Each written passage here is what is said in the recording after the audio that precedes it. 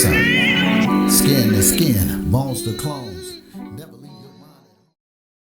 Welcome, friends, family, and disgruntled listeners, to the very first brand spanking new ED. No, not an eating disorder.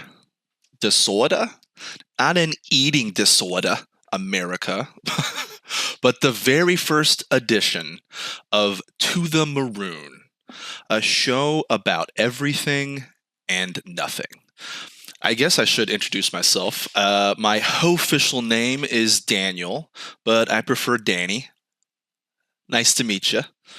And my friend, who is ranting on the other side of the mic, his name is Sean, aka Co-Captain Maroon. And we will be trying to do one of these either every week or every 2 weeks. Kind of depends on our busy schedules.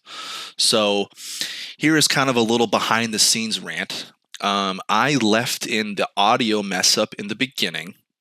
The AC is running for about half the pod, and it's picked up, so great stuff. My mic is rattling around at times, and I like to leave in all these little mistakes or announce them because it is funny to watch the fails. So, and this is what happens when you start a project with little to no knowledge. Oh, by the way, I went to school for this. I have a cinema degree, and I still don't know what I'm doing. So have fun waddling through this mess of a podcast. I hope there is maybe a joke or two in here that you can get, even if the joke is on us. So here is my attempt at structuring this madness of a pod, this house built of paper mache. Oh, and it's raining outside while I'm building it. Anyway, here are the general topics to this Maroon show. So first, we're going to get a little into politics, the current U.S. election, and the problem with voting. Yeah, loaded topic, huh? Then a hard transition into sports and sports gambling, followed by some gaming discussion, talking about the Oakland A's leaving Oakland, expressions that drive us crazy. Again, loaded topic. How we can turn things around. You got to be positive. The plastic people, false advertising, and we're going to end it with everyone's favorite new buddy, AI, artificial intelligence. So yeah, a little bit of everything. So, and a big shout out to my buddy LT. No, not Lawrence Taylor, but LT, aka the Philosopher, for hooking it up with the song. So I will try and link his YouTube channel in the description wherever and whenever possible. So thanks again, bro. And with that, hit it. 100 ball, boy. Give it. West Coast back in the fold, bringing the fire like that Santa in the window. Sooner or later, gotta acknowledge this game. OG balance with that Minecraft thing. Hood to hood connections all across the globe. Putting these vibes back where they belong. Been better since I stepped onto the scene. Kind of lyrics make your mama wanna sing. Unlock these doors, let me in. It's a philosopher with the gift of being. Musical tracks beginning to the end. California.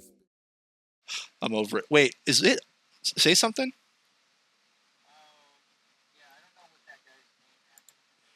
Oh my. Dude, I think the audio's fucked up. God damn it.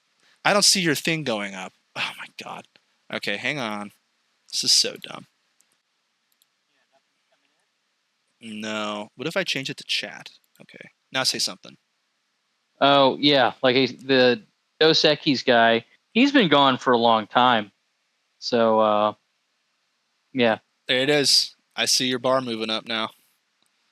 And Yeah, what'd I be even think, like, funnier the is what if I pocket- record this whole thing and then it's just me talking and you don't pick up any of it and it's just Yeah. like, because I'm not testing this. I should have tested this beforehand. This is how dumb I am.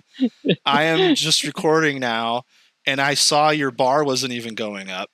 And I just went, okay, change it to this. And now the bar's going up. There is a 90% chance that none of this will be usable because It's not Yeah. capturing your audio. So Well, hey. whatever.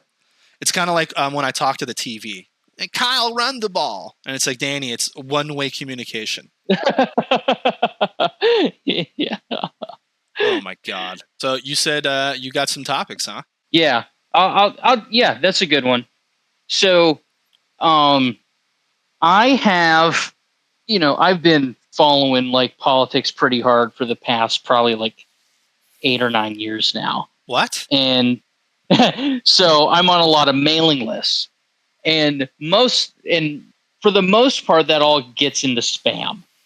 And of course, it's an election year, presidential election, and it's the most important election of our lifetime. And just the stuff I've seen, because I'm not really like captured by the two major parties, so I have a little bit more of an objective view. And it is just the most like predatory shit that they're doing to people. It's like, vote for me or Hitler's gonna win, or vote for me or the Jews will die. It's like this is Donald Trump saying, if you don't vote for me, Israel is going to be wiped off the map. And then Kamala Harris saying, if you don't vote for me, Putin is going to single-handedly take over the entire continent of Eurasia. So it's either fear-based or fear-based? Yeah, it's are you sufficiently afraid? Yeah. Are you afraid of the dark? But the dark is, any enemy we can conjure. Yeah, apparently. Yeah, and the frustrating part of all of it is like they don't really care.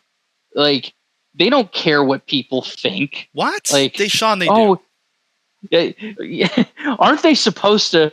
Don't we live in a democracy? It's like, Jesus Christ, people are so I mean, we talk about babe picking the city, right?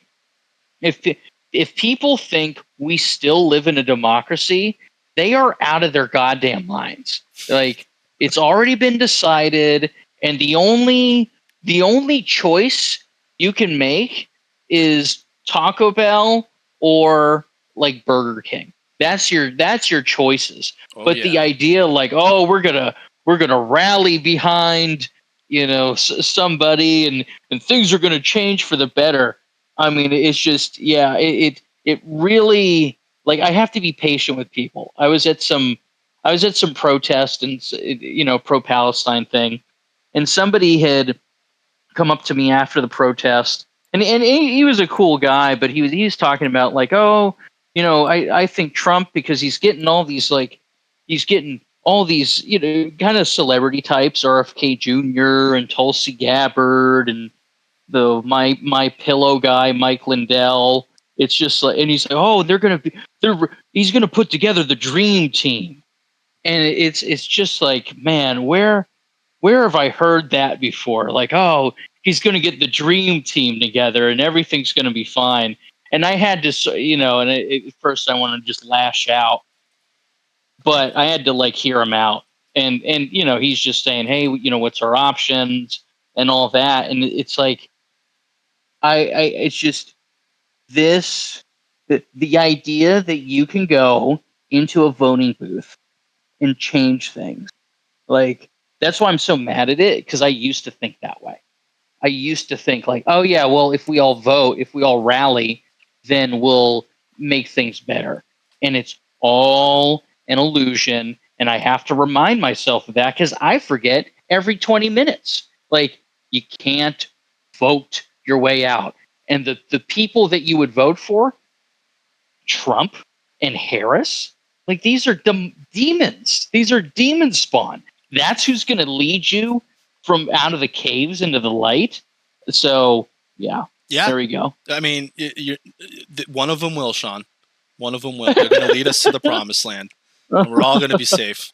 She's going to, whoever it is, she or he, or she, will hold the light up, and they'll be, and like Plato's cave theory. They're going to go, guys, it's nothing but shadows, and we're all going to. and we'll all be led to freedom. Mhm. Sean, if you don't believe that, you're Captain Insano, friend. We can vote ourselves out of this. Yeah.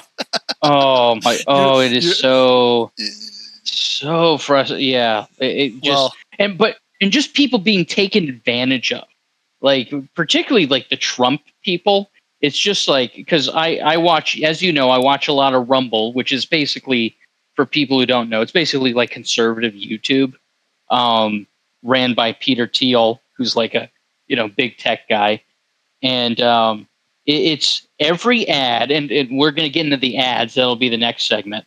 But every ad is, hey, listen up. We're going to send you a gold bar for Trump. Oh, if you take this survey right now, snap this QR code to take the survey. And then the next ad, because there's two ads, and again, we'll talk. That's going to be a whole topic. Where there's two ads, you don't just get one ad; you get two now. The second one is either you're lucky enough to get one of these gold bars, or you're an immoral person who stands with Kamala. And then I press the skip button. do you want to vote for Mother Teresa or Beelzebub? Yeah. Simple election. It's clear as yeah. So it's just people being taken advantage of, people being exploited, people being whipped up into a fear so that they will go and vote. Which again, I mean, geez, I got nothing to say. Got nothing to say to you. That's a first. I have to ask you one follow-up question. When you say you're pro-Palestine, are you just anti-war, and then you're just kind of like on the side that's like getting bombarded, it seems like, constantly, or are you like, well, whatever, Palestine? I'm on Palestine's side on this argument or this war. Yeah, I guess both. I mean, if Palestine was doing that to Israel, I would be against it. So I don't know if that helps or not. Did you see the thing about all the cell phones exploding? Yeah. Or Oh yeah. and shit? Lebanon. Got a bunch of pagers. Yeah. Like that's a thing. Like, do you think they could do that with cell phones? So I don't think so, but like Skip Bayless could be. What if that's 5G? That's what everyone's worried about. That's what 5G is gonna do. It's just gonna explode our brains. The wave is gonna go right through our dome. Yeah, no, I in the chemical analysis so far has been that they put some explosive in the device, and Jesus. It looks like the phones were from Taiwan, but they had some sort of like cutout in Hungary, some like shell company where they actually put the phones together. So they said, "Oh, we'll order them from Taiwan." Well, it actually came from Hungary, and Hungary's like a big Israel ally. So it kind of makes sense. Yeah. Part of I guess part of the greater Israel project, which is like they want to increase Israel to be Ukraine and Lebanon and Syria, and they want to make like a giant Israel. Argentina, interestingly enough, even though that's in a different continent. But yeah, Hungary is maybe not like the main part of that, but they are a secondary part of that vision. So as you know, I don't follow the politics that closely. I think the whole thing's a clown show because it kind of is two sides of the same coin. Like well, maybe you should vote. I will vote. I have a feeling who I'm going to vote for this election, and it's going to be celebrity. It's time. I think it's time that Paul Rudd wins. Yeah, no, Paul Rudd. He doesn't age. Yeah. Wouldn't you want someone to be the president that's like immortal? He's like, oh, Paul Rudd runs again. They are immortal. Yeah. So have you seen Nancy Pelosi? Yeah, right. Yeah, no, I have seen a snake before. You're right. I have seen. Yeah. Pelosi out. Mrs. Better than Warren Buffett track record, you know? Well, she doesn't have more money. Yeah, but she has a better success rate. Maybe we should look into that. She beats Wall Street consistently for like a decade. Because she's good, Sean, because she's good at what she does. Get over it and get behind her. Or are you a racist, sexist pig like the rest of them? Yeah. Yeah.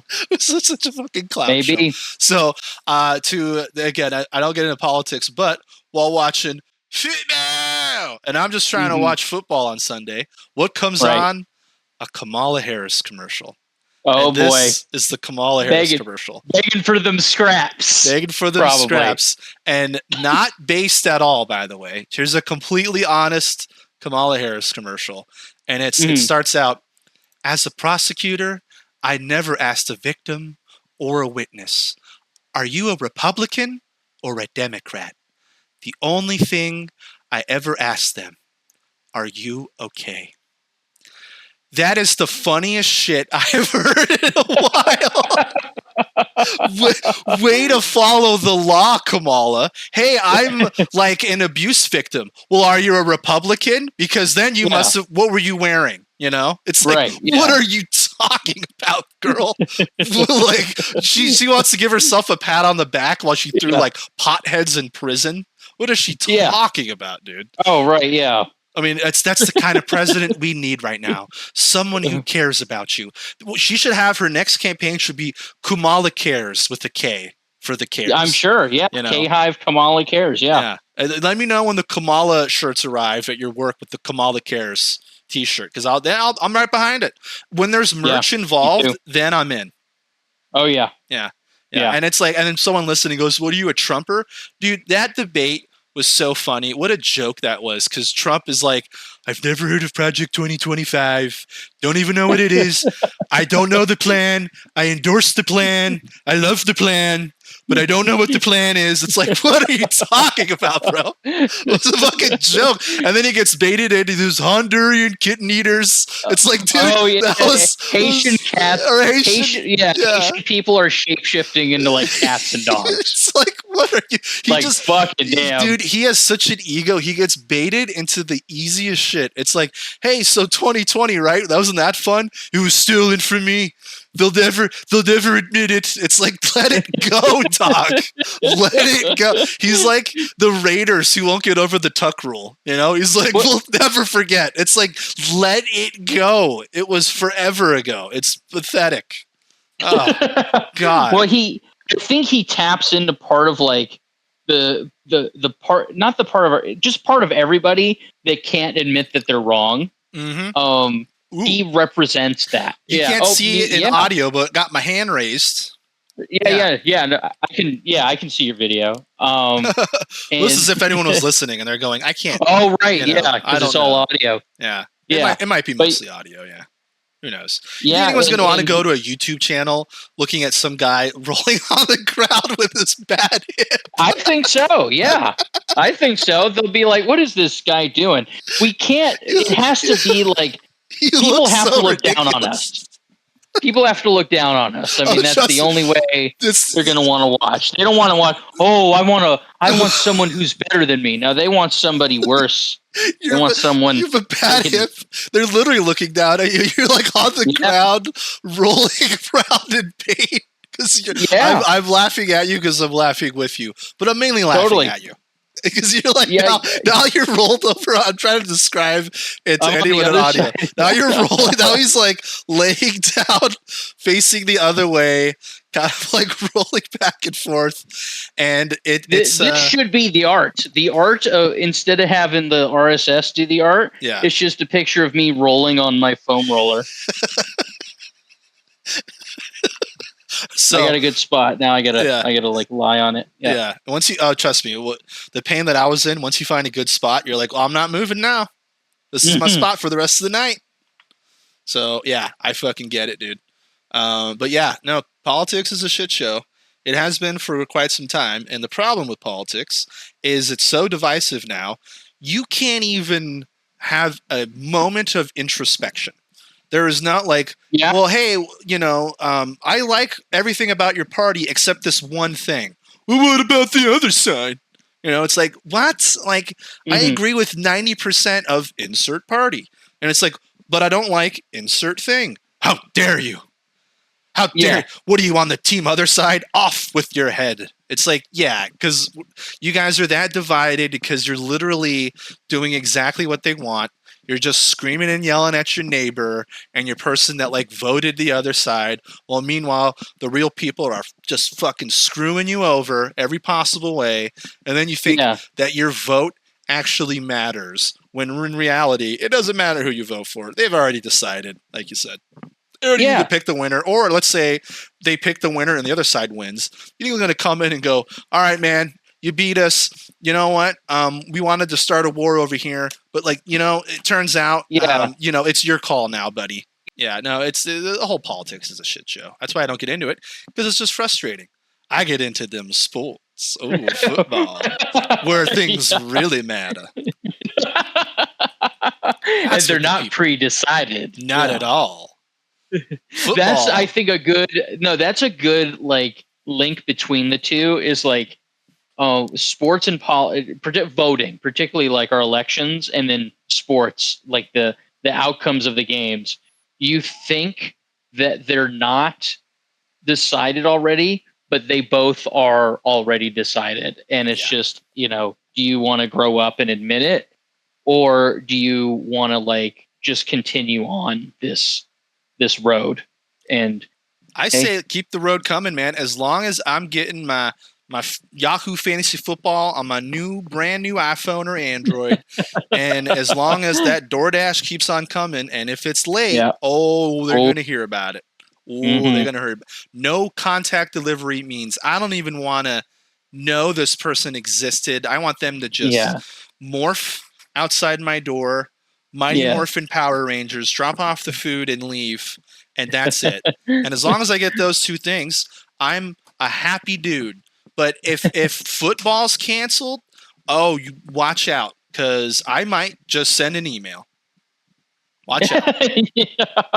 I remember for the 49ers, this was back with Jed York, the owner. Still got him.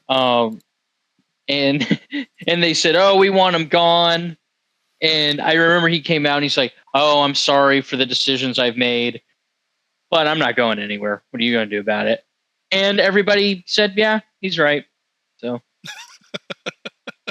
yeah. What a shock. Are you shocked anymore by any of this? No, Sean. Yeah. This is what, so like kind of transitioning some of just kind of like how like silly this stuff is.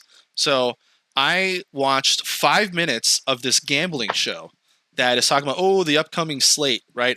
This is the game's upcoming Sunday football. This is what to bet on, right? This and that. Mm-hmm. What I like to do is I don't like to watch it beforehand and go, who do you think's going to win?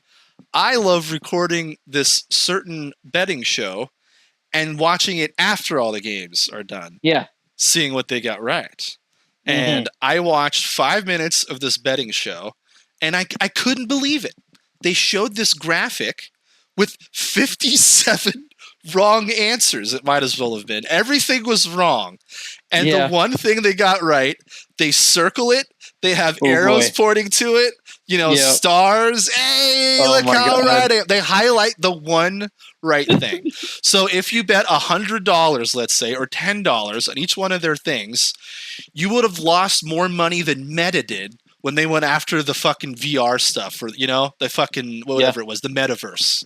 Like you would have lost more money. Like you would have lost all your money if you listened to these fucking Maroons, dude. Like, I mean, literally, if you watch a year of this show, you'd be in more debt than the U.S. economy. If you're just like, let me just blindly bet whatever they're saying. They're wrong about everything. And then they have the gall to be like, well, look at the one thing I was right on. The one thing they were right on was the first touchdown scorer of the game. You know who they picked? I like the star running back of the one team. I like the star running back of the other team. Some other guy goes, I like the star wide receiver. And then some guy throws out a long shot. I like this rando. Oh, what a shock. One of them was right. Oh my God. My famous stars and straps. It's like the first three of the game is going to be Curry, Clay, or Luka Doncic. or some guy, and it's some guy, and the guy's like, "I told you, I'm so smart." The guy with the highest 3-point percentage of all time is going to make a 3-point shot this game. Like, wow. Yeah. Whoa. So we like, are really dumb as a fucking society. Well- Anybody who says like, oh, we got to be united. It's like, what are we going to get united around? Our fucking fantasy football fucking bets? I'll tell you, Like- what can we get united around? We're in massive debt. You know, we can get out of it. We can get out of this debt real easily, Sean. Have all these macaroons bet on the Bills to cover a teaser. Woo! Money coming in. We get out of that trill in 1 month, dude. Listen to me. The Bills are going to cover a teaser this week, and I'll be wrong. But hey, as long as that money's going right to our treasury, right to them coffers, I'll be happy. So I say legalize betting. I'll start a betting show, and I'll just say whatever, and all the money can go to the U.S. economy. We'll fix this overnight. Done. So that's how we can unite everyone. You were like, well, how can we do it? I just told you. The Bills will cover a teaser this weekend. Book it. Book it. Either y'all will win money, and then, oh, Danny, I can buy a fucking yacht now. Yeah, you're welcome. Or they'll lose. You're welcome, people in charge. I just gave you $1 billion because, you know, I'm telling you, the Bills are going to cover a teaser. Book it. Book it. And then if I'm right, and if I'm wrong, it was I supposed to know. Done. Hey, we were right about Christian McCaffrey getting hurt. Oh, don't get me. Don't even get me. I took him in 2 leagues. We called that a month prior. Yeah. And it was so set up for a Shakespearean tragedy. It was so set up. I said it was going to happen. I have his jersey. And he's on the cover of Madden. And I'm like, what if I take him? Maybe this will be the year. I'm the curse breaker. Whoops. What? Oh, and speaking of Niners, my buddy wants to blame someone with all these injuries. So he blames the strength and conditioning coach that everyone's getting hurt. And I'm like, well, what do you think he's doing wrong? He's going, all right, everyone, today's practice, no stretching. You know, and then Kittle pulls a hammy, and he's like, "Oh shit, maybe we needed to stretch." You know, if you're looking for someone to blame, I mean, we're an American, so you got to blame someone. I can't blame you. Yes. Yeah, you know, they should blame like the caterer, because you know, hey, food and water, they're not getting enough food. They were Exactly. I love that. Blame the caterer. Like, oh, we got food poisoning. Like, well, I didn't. Like, oh, well, then maybe it was just the shellfish. You know, it's like, right. McCaffrey blew his Achilles because of the shellfish. Yeah. You guys are making a lot of good points. So yeah, that's where we're at now in society. Is like a fucking, you know, a plant could explode because of the batteries in it are, you know, just they couldn't handle the charge. And people are like, you think maybe it was the sun's fault? Fucking Maroons, dude. Fucking Maroons. So, yeah. You know, you know what? I am going to talk about, and again, I don't want to focus too much only on sports, but I watched this Houston-San Diego game. And dude, I couldn't even believe this shit, right? So they have all these rule changes now, right? And so this guy comes into the mound, or you know, comes into the game. He's the closer, and then he steps off the mound right away because they have a pitch clock, which they use to speed up the game. So right away, the ump goes up, pitch clock violation. You took too long. We're going to have to, you know, give you a ball. And the closer starts wagging his finger, going, no. I could do this. This is legal. And these freaking idiots check the rules. These umps get together. They talk to each other for like 25 hours. And the guy's just sitting there going like, come on, man. Like, you guys are the umpires. You're supposed to know the rules. This is, by the way, emblematic of what's really going on with anything, is that the people we think are in charge don't know their own rules. They're just so lost in the sauce. Yeah. And so literally they're talking forever. The guy's sitting there getting annoyed, the closer. Then the head and umpire goes, we're going to have a review check.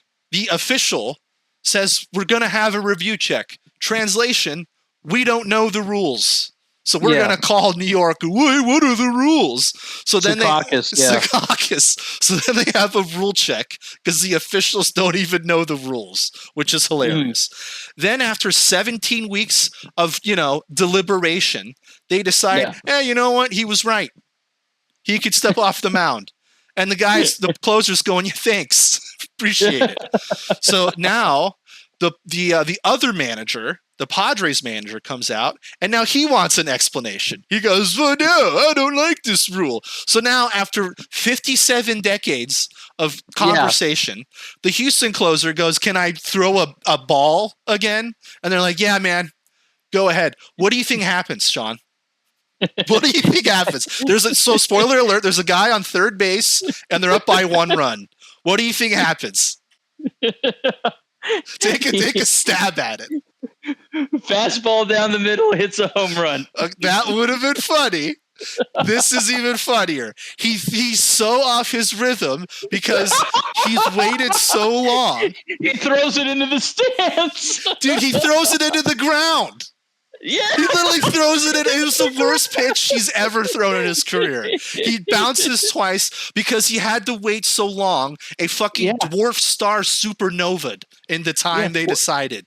Was there anyone in the stadium? Did everyone go home? Most people left. Yeah, they're like, I'm out of here. Yeah. I'm not going to wait around a fucking hour for umpires to decide. I bet he's pissed. He should have been like, I should have just taken the ball. I should have just right. Yeah, you're right. I think he was because it was just one ball. Oh my god! I know. I had to speak up. Heaven forbid. And they're like, "Oh, you don't know the rules." No, the officials don't know the rules. And dude, and in the same game, this was the most absurd game I've ever seen. It was again Houston, San Diego, a week ago. Then the next inning, this Astro player is up, Jose Altuve, and he fouls the ball. It goes off his foot and it goes in play. And then Manny Machado throws him out. And then they go, out. They call him out. And they show the replay, and it clearly hits off his foot, and it goes and play it. And so Altuve's losing it. He's like, dude, I fouled it off my foot. Check the replay. And he's so annoyed and so frustrated because all these games matter to the Astros because this is them trying to make the playoffs now, right? He's he literally, in frustration, he takes off his shoe, and he's pointing at the umpire going, look, my foot is bleeding. Look, how could you not call this? And you know what the umpire does? This is after the whole, let's talk for 52 hours, and the closer throws it into the ground. The umpire goes, you're out of here. He kicks him out of the game, and he goes, oh, and by the way, they kick him out, and they still say, oh, and you're still out. They don't even correct the rule. It was such an injustice, dude. It was so funny. I thought it was the funniest shit ever. And why no one cared is because it was those cheating Astros. It was they banged trash cans a few years ago. It's right. I forgot. When you're guilty of something once, you forego all your rights as a citizen. You're just that's how this works. I literally did one thing wrong, so I have no rights now. Yeah, you have no more rights. Yeah, you should be hunted down and executed because you stole a fucking pack of gum or some shit. Peppermint gum. Yeah. Yeah. You wanted the Spearmint twins, and you stole a pack of peppermint gum. Are the twins going to show up? That was a commercial from the 90s. Get over it. Or was it the early 2000s? You know where I'm going. No, I know where you're going. Yeah. But it's just oh, God. Some of this shit I just watch, and I'm just I lose my mind, dude. I'm really? Really? This is what we're doing. So, yeah, anyway, and it's funny. I have all this Monday morning football shit, but I might save it for the pod I'm going to do on Sunday night or Monday. Because otherwise this is just going to be a sports show, which is not what this is about. It'll be good every time though to get give people a little taste of it. Yeah, exactly. And that's my plan is I can do a lot of sports stuff. I wrote down a lot of sports shit, but if I just talk about it now you're just going all right, now you're just reacting to my nonsensical sports shit, which is, which you can do. But yeah, no, this is what I'm going to do on Sunday, Monday, people. So buckle in. But yeah, anyway, so that's my sports topics for now. I could, again, keep going, but I'm saving other stuff for later. So what you got, man? Yeah, another one. Let's see. Yeah. Oh yeah. I got another one. Trying to see which one ties in. But it was, here's another softball one. Gaming. So Ooh. I ended up getting, how I use the GeForce Now. Yep.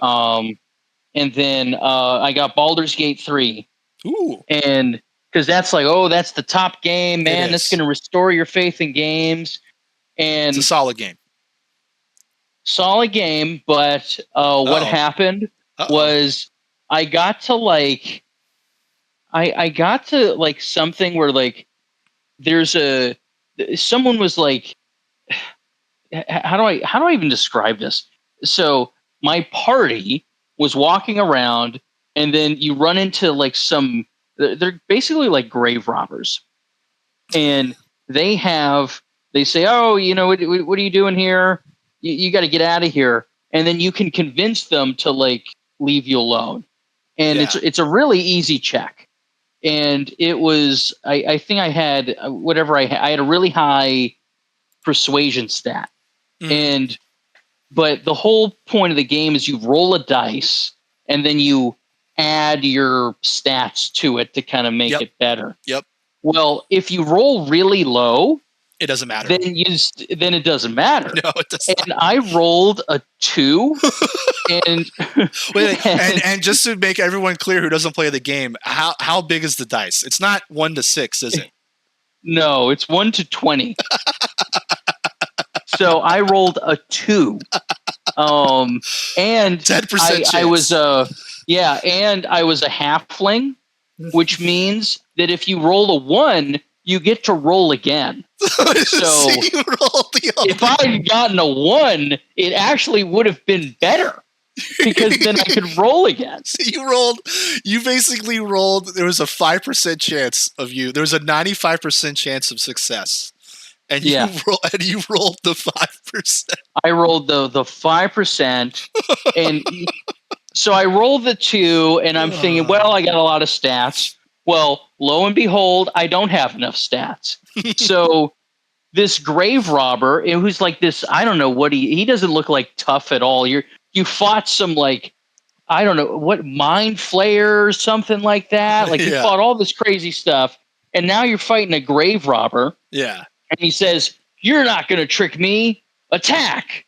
And then combat starts. Yep. And of course, and then all of a sudden he has like 4 people with him. Yeah. It's like, I saw you and another guy, and all of a sudden you have like 3 or 4 other people with you. Yep. And they're all they have height advantage, so they hit harder, and they attack first. Yeah. So it's like I'm already half dead, and I'm trying to like focus on one of them, but it's not. All my shots are missing, and then I move my cleric. I think something I forget what her name is, but I move her, and she's faced the wrong way. So on their turn, they basically hit her in the back because I'm faced the wrong way. So it's like she's holding a shield, but it didn't because she's like. So then the entire party dies. Everybody dies, and it pops up on the screen. It says "Total party kill. Would you like to restart?" And I said, "Fuck no. I'm done with this shit. I'm sick of this. Like what? I honestly like I could see myself playing again, but like I was telling you the other day, I was playing like the Total War Warhammer. I had played Warhammer 2, and I'm like, oh man, I remember this from like 2018, and it's like, oh, I remember why I hated it. I remember why I got frustrated with it. So it's just like even the best game, Baldur's Gate 3, supposedly Baldur's Gate 3, it's like. No, I don't want to play it. It's a really good game, but I know exactly what you're talking about. It's kind of like you're in the first act, you're going to like a church or something, right? Or something like that. Or I know the area, and like that is really hard for a battle that early. The beginning of the game is really hard from what I remember because you don't have your full party. Was it just you and the cleric? Me, the cleric, and then he's kind of like a rogue guy. Oh, okay. Okay, so you almost had a full party. But to my point, everyone's It like fucking level. mattered to me. It didn't Yeah. fucking matter because no one has any skills yet. You're like level 1. No and one has 2. any skills. They don't have any gear. No It's like potions. oh yeah, and yeah. Well, I didn't realize, I didn't understand the potion stuff. Maybe that would have helped, but Probably what not. clicked for me is like you use a skill, and there's some skills that if you use it, you can't use it again until you rest. And Oh, it's God. like, what the fuck? Like, I can't use the skill again? It's Yeah. like, oh yeah, you can use it once, not even once per fight. It was like once per day. Yeah, then you have to like sleep. And you have to, like, Jesus Christ, what's next? I gotta, oh my God, like, I gotta like shop now, and they're like, oh, you gotta do inventory management. It's Yep. just like, what a fucking nerd game. Dude, it's a game you get lost in. That's why I haven't played it, because it's like, it's a game, if you want nothing to do but obsess about a game, that is a game you play, because it's a whole fucking world. The story's really involved. You have inventory management. You have all the D&D stuff with the dice roll and the stats, and when you go into a battle, this was just like the other games they made, Divinity Original Sin. You got to pay attention to everything, the environment, where all the people are. Like, you got to attack the right person first. And if you ever play the game again, I'll tell you how I beat the other games they played, Larian. You have to save before every potential battle, because there's a 90% chance you're going to lose the first time. Yeah, you're not going to win. I think, and I know, and it's just like, and I think like I don't know what, instinctively knew that, or like, yeah, you're right. Oh, I gotta say, I think it's called save scumming, where you save right before every battle, and that's it's me. like, I'm a save scummer. Well, and I guess you have to be.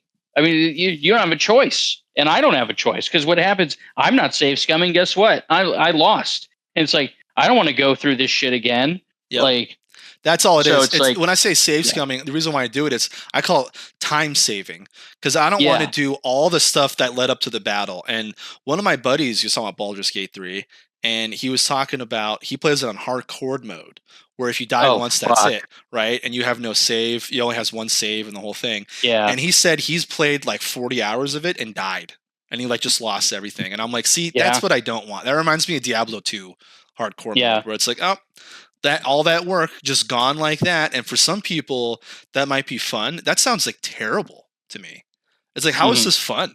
By the way, and anyone listening, or even on the YouTube or whatever, I apologize for the shit audio. I had my AC running the whole time. It probably sounds terrible. I remember that did this before. I can maybe denoise it later, but it might, if it sounds weird, that's why. I had my AC running, and whoops, Mr. Maroon over here fucking shit up right off the bat. First podcast, and I have like a fucking thing running in the background the whole time. What are you gonna do, Sean? What do you want me to do about it? Nothing. All right. You're like, how about get your shit together?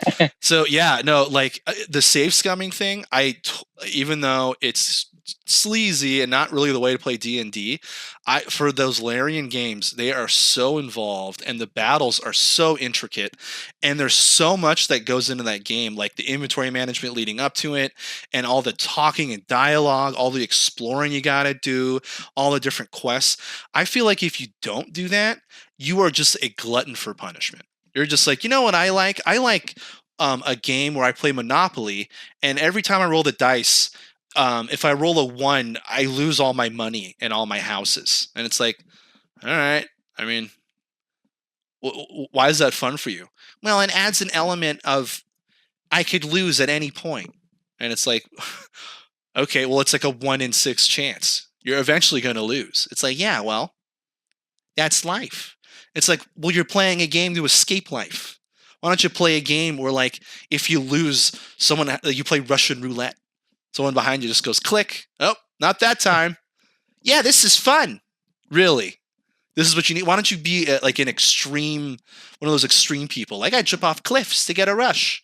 It's like, yeah, you jump off cliffs because you're a lunatic, and you need like a rush of adrenaline because your life is devoid of meaning. And you're like, what if I am always in the constant threat of danger, and I have that chemical firing off? Maybe that'll get me excited. And you're a lunatic. you want to enjoy life that way, go nuts. I'm good. I'll save before a Larian battle. Thank you very much. So yeah, Baldur's Gate 3, it's gonna be game of the year, or was game of the year for a good reason. And I do want to play it at some point. But yeah, dude, there's a reason why I tapped out, is because I got kind of towards the end of the first act, and I was just like, man, this is such an involved game. Because you see like a crack in the wall, and you're going, what's that? Is there like a safe behind it? No, it's Narnia. And you're like, well, what's in Narnia? Oh, it's a whole different game. You're like, Jesus, what what is this over here? Like yeah, this- in the ads, or I don't know what it was.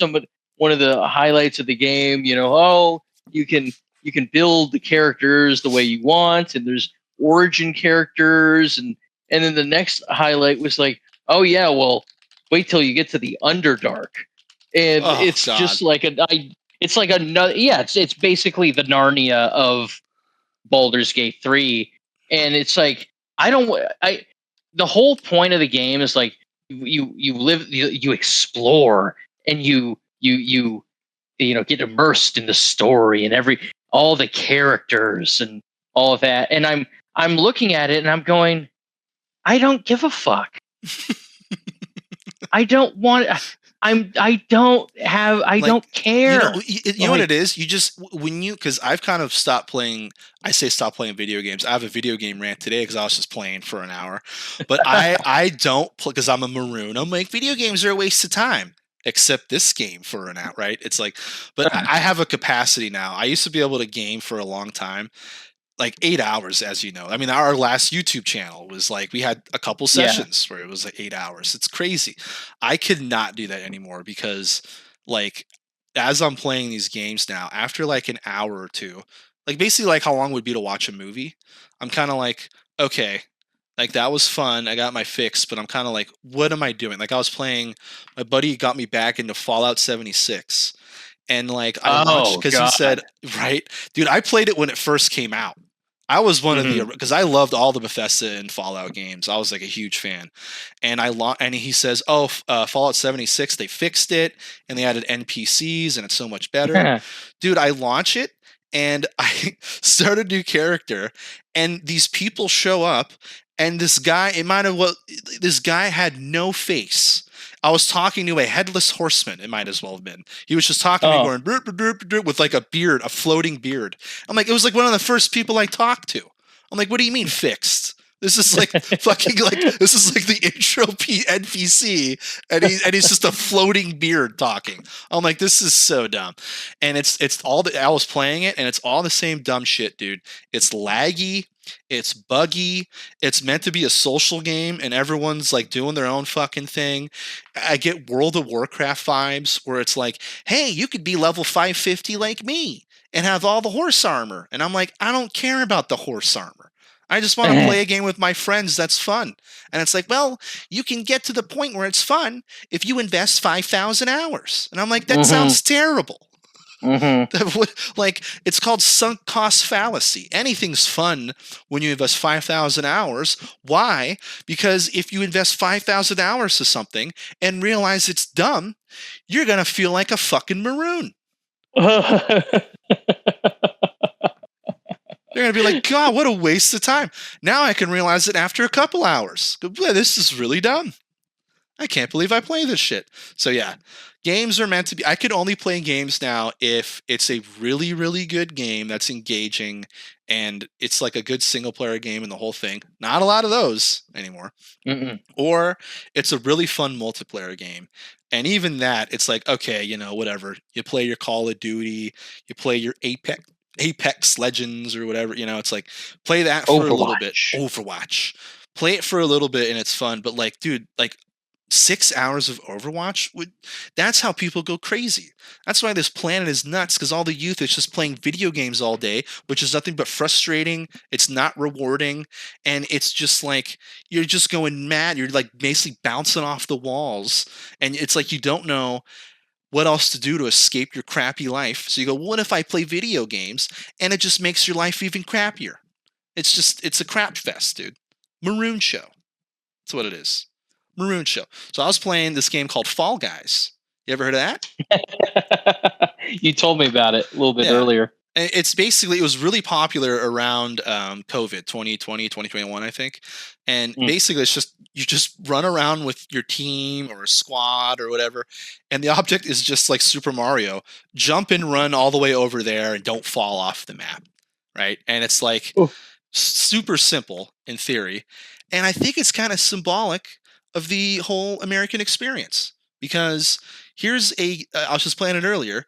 Here's this game. It has a round or a map where all you have to do is count fruit.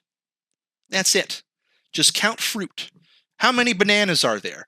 And it's not like, oh, I don't know, 74, like you're counting jelly beans in a jar. It's like, there's 2 bananas, and it goes, good job. You pass. And I'm still playing this dumb shit. Right? And what's even more funny, I was playing that earlier on the fruit level. People still fail. My teammates failed the first question within 5 seconds. How is this possible, Sean? Oh, right. Just go outside your house and talk to someone. Anything's possible in this Maroon show. You know, you guys, how can you not even count to 3? Like toddlers can count to 3. How many coconuts are there? There's 2 coconuts. You nuts? You can't. Are they the ones that are brown? Yeah, they're the brown ones. Like a toddler could play this. In fact, I think this game is made for toddlers, and it's really made for us and the American people, because this is what they think of us. They're like, maybe they could count fruit, and we still lose. I mean, like, it's not. It should have been my topic, but it's sort of like we are getting so dumbed down. Oh yeah, just like in everything in our video game, in our entertainment is dumbed down. Yep. I mean, Fast and the Furious. Video. We're what is this called? Fallout Guys. Fall That's Guys. what they're pitching might as to well us. I like Fallout Guys. I'm changing that. Yeah. I was calling it Fall Maroons or Maroon Guys, but I like Fallout Guys because it's just combining everything. Totally Fallout Guys. I mean, just like how, like everything, like nothing really works, and at this point, we're just so, I don't know, like exhausted. It's like I think that's what we're being kind of trained to do. Sort of like, doesn't work. What are you going to do? Yeah. And in some ways that is a good trait. It's like, hey, stop freaking out about, stupid shit. But it's also like, we're bombing kids in, Lebanon. Like, what are you going to do? Or it's, Kaiser screwed me over. Yeah. What are you going to do? Yeah. Or it's, they're the best. hey. So there's definitely like quite a bit of that, and it fits with like there's no, I mean, who do we have? Like, what was it? 90% disapproval rate on Congress. Like, they're the most despised people in America. Like, you could pick 500 people, and just say you guys are Congress and it would be better. And it's like, what are you gonna do? Yeah. Whatever. I just want to get, my food from the supermarket, or I just want to, watch, watch my whatever's on Apple TV Plus. So definitely a lot of that. Or I'll just see what's on that TikTok. And I've already done the rant about the guy who was watching a dance video on TikTok and he had no response. So I'm not going to do that again tonight. Not tonight. Another night. Yeah. We got plenty of time. And I mean, it's like, dude, I think this game is almost like Fallout Guys, as you called it. Fallout It's almost Guys. like symbolic of the whole American experience and what they think of us. It's like these idiots, including myself, who's playing this game, can't even count to 3. Like, it's like, count how many bananas there are. And it's like, is there 2? Yeah, there's 3. And all our votes count the same. All our votes count the same. And you know who's going to win this election? I don't know, Sean. You think it's going to be the 3 coconuts or the 2 bananas? Guess what? It's all fruit, fucking maroons. It's all part of the fruit family. And somehow we'll still screw that up. We'll be like, oh, I don't know. I think the 2 bananas is lying. I think the 3 coconuts is nuts. This is a fucking clown show, dude. This is a clown show. And this is where we're at. They're just like, oh, these idiots. They don't know it's all fruit, And it's like, well, it's not. Coconut's not a fruit. Or is it? You don't even know. Is coconut a fruit? Yeah, I don't know. Shit. Let's find I out. thought it was a fruit. A coconut's a fruit. Boom. So it's like, you know what I mean? My joke doesn't even land because I don't even know the truth. Is coconut a fruit? Yeah, it is. A banana and coconut's a fruit. Yeah. And it's like, oh, it's all the same. And like, dude, and so literally this is what happens is you can't even count fruit. And what happens is, again, symbolic of everything, either, and this is all games really, either your teammates are maroons and you don't pass the first round. You don't even like failure to launch, right? You can't even get out of the spawn point. Or one of the ones where you basically counted the fruit, but it was like you could get knocked off the edge while doing it. I lose in the second round after all my teammates get knocked off because I'm on like the right tile. It's like a memorization thing. And I'm on the whatever it was, the coconut. And the opponent, because they want to win so bad, he sits there and he holds me down while like the fan comes around. And what does it do? It knocks us all off. And that's people. It's like either your teammates all get knocked off right away and you're like, well, we have 0 chance of winning, or the opponent will literally hold you down and will do anything to win, aka wants you to lose so badly, they'll sacrifice their own self for a fucking victory. It's so dumb, dude. It's such a fucking Maroon show. And I think I'm a genius because I can count up to 4 paellas, I'm like, oh, there's 4 paellas.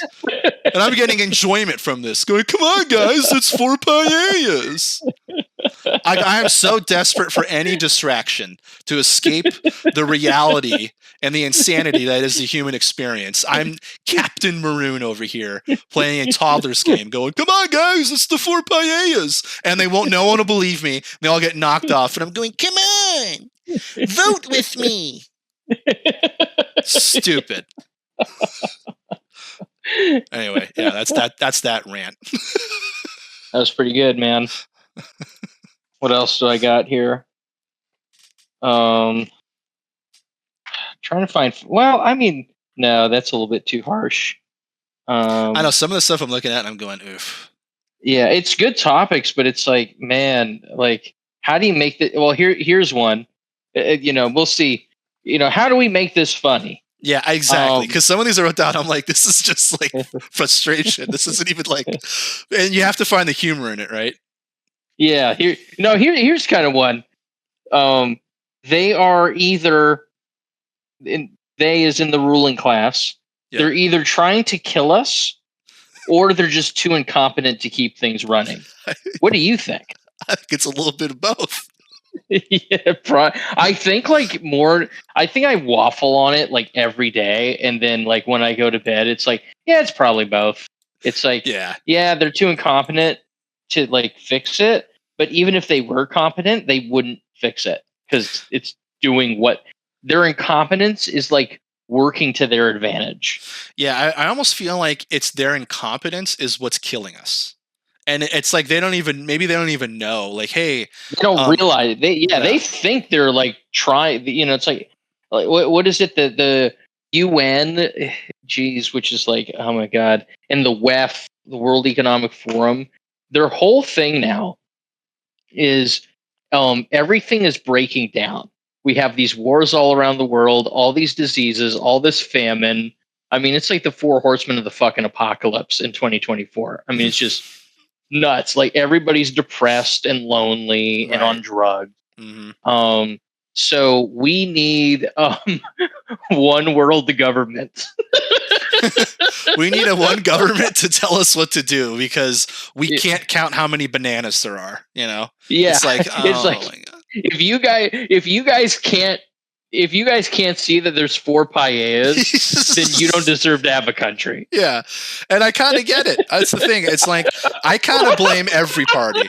Like I blame the people in charge because it could be better and they're incompetent or whatever. They can't. But then like I kind of get why they do some of the stuff they do because of games like Fall Guys. Where you're like, guys, there's 2 bananas, and someone's like, I think there's 1. It's like there was clearly 2.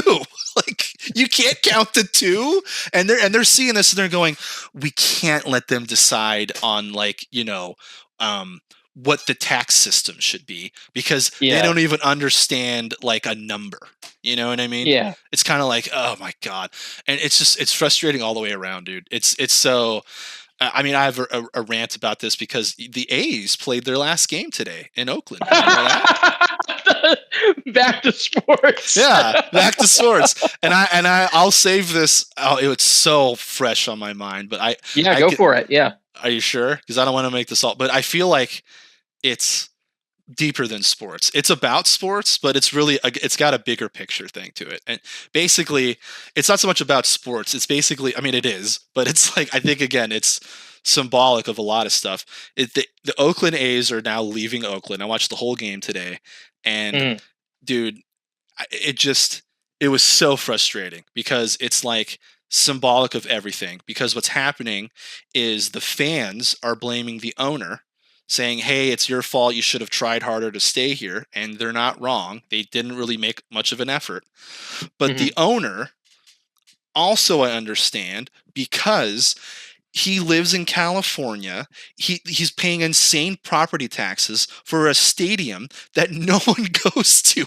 I watch these stupid games on MLB Extra Innings. I watch the A's games, and they're like, now in attendance, all 2,200 people. And it's like, that's nothing. That's like a 45,000, 50,000 limit stadium, and 2,000 people are there. That's like, you can't even fill like a section almost. Yeah. Like, that's ridiculous, dude. And I get it. The fans don't go because the product sucks. You know what I mean? The product is terrible. It is a terrible product, and why would you go if why would you buy the product if the product sucks? That's the American thing, right? Is like, hey, if the product's bad, let it fail. Well, the Oakland A's fans were like, this product sucks, and so they didn't go. And what happens is, then they go, the owner, they go, sign Shohei Ohtani. And he's like, he got signed for $800 million. I don't have $800 million. I don't even have $80 million. I'm broke in property taxes. And they go, how could you be broke? You own the A's. He's like, no one goes to the games. He's like, I can't afford to keep anyone because we had to tape the whole top section. You think if it was so good, everyone was going to the game, he'd be like, you know what I would like? Less money. Tarp the top section and just put Oakland A's. They did it because no one was going to the games ever, and it was embarrassing. Imagine having a whole top section, all these rows, and no one's ever there. It was every time they showed the outfield, it was fucking embarrassing. Angels in the outfield. No, empty in the outfield. It was just no one ever went. And so I get it. The dude, today it was fucking rough, man, because they're showing the fans and like kids are crying and people holding up signs, please don't leave, and goodbye A's, and they're thanking the camera guys for 40 years of service. And you know, like the broadcast was classy move, like throwing out balls to everyone, not just one, like hundreds, just like everyone gets a ball, right? And I'm like, okay, classy move. And what happens at the end, the A's fans do like, I've been to some A's games, man, that's a rough fan base, dude. I've gotten beer bottles thrown at me wearing Giants gear, right? And trash. Like, they don't mess around in the bleachers, dude. And let's just say, like, that wouldn't fly in a lot of stadiums, but in Oakland, they're like, whatever, welcome to Oakland. We're going to throw a beer bottle at your head because you're rooting for the other team. And like, I get it. But like, so at the end of the game, it's like they're literally winning the game. It's like this beautiful story because they've had a terrible year, but they're going to win the last game ever in Oakland, right? And it's a 3-2 game. They got the closer up. He's about to close out this game, and it's like he's throwing like 104 miles an hour. Like, he's throwing his arm out. And every pitch, he looks back and something happens. A fan runs out onto the field, right? Yeah, he's like, everyone look at me. He makes it all about himself, and everyone's like, right. And I'm like, oh my God. I'm like, if he screws up the pitcher's rhythm and he blows this game, like I'm gonna lose it, right? I'm like, can you guys just win first and then you do your thing? So then he throws another pitch, and someone's like, tear gas canister. They throw a yellow tear gas canister and they throw it at their own center fielder. Not like at the opposing. They're like, take this, Butler. He's just like, I'm on your team. They're just like, he's like tearing up. Like, what's going on? And not tearing up because he's sad. He's like, did someone just throw tear gas? Like, I mean, the Oakland fans are something else. Then they're clearing out the tear gas. The pitcher's like, okay, he throws another pitch, and he looks back, and now fans are throwing trash onto the field.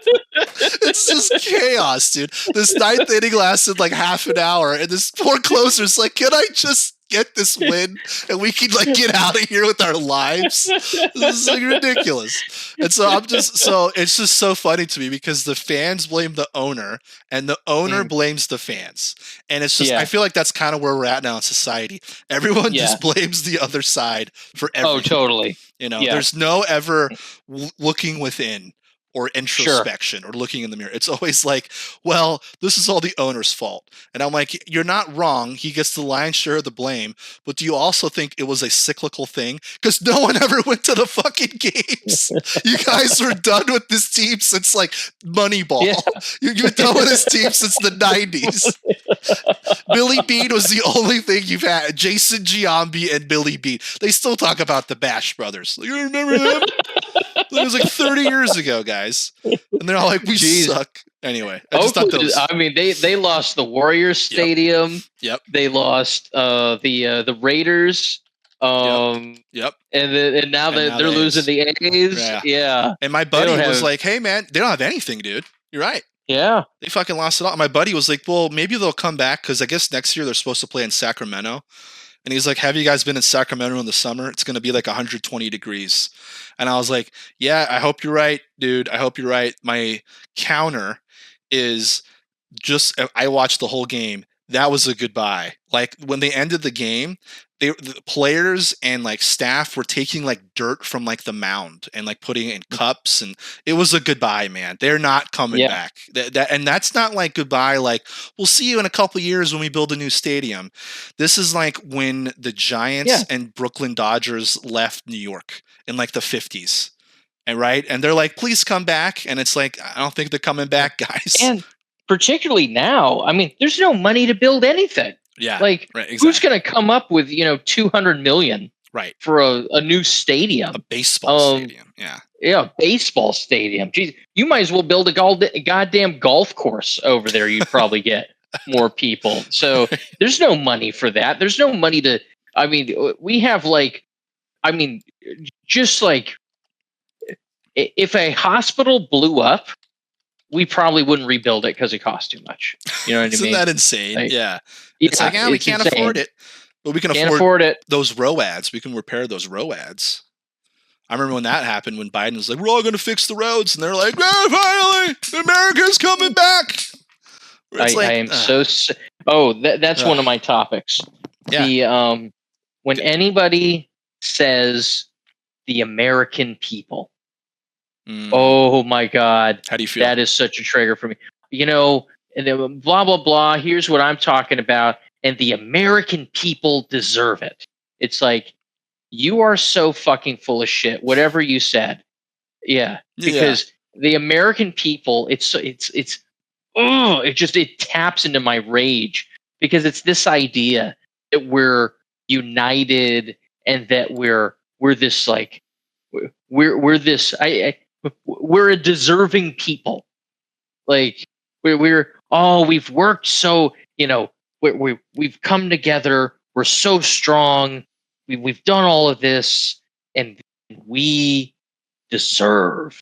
And it's like, no, like anytime someone says the American people, it means they're trying to sell you an idea, and it's probably a bad one. Right. So yeah, that phrase pisses me off. The American, how could you how could you lie to the American people? It's like, have you met the American people? They can't even count paellas. This idea They can that count the American people AK-47s. deserve, that they deserve any level of respect at all, and I'm one of them. Yeah, I was gonna say I'm playing fantasy football and Fall Guys and complaining. No one gets it. It's like, you don't get it. No one gets it. Yeah. So yeah, sorry, didn't mean to derail you, but yeah, no one can count paellas. Yeah, we can't even count paellas, and it's like the American people will not stand for this. The American people will rise up. It's like, no, the American people are drugged out on pills, booze, sports, Yep. pornography, raising my hand, cigarettes, shopping, online shopping, Yep. weed. Hitting home. Yeah, and you know, worse shit than that. So they're drugged out. They're horrifically repressed. They're angry at their neighbors. They're dumb. They're fucking lazy. Mm-hmm. They're stupid. they're vindictive, and it's like this is who you want to appeal to. The American people. The American people will not stand for what Kamala said. The American people will fight back. Why are you talking about me like this? Yeah, I know. Yeah, it's just that phrase pisses me off so much. I think I'm the only one who really sees it. Say something.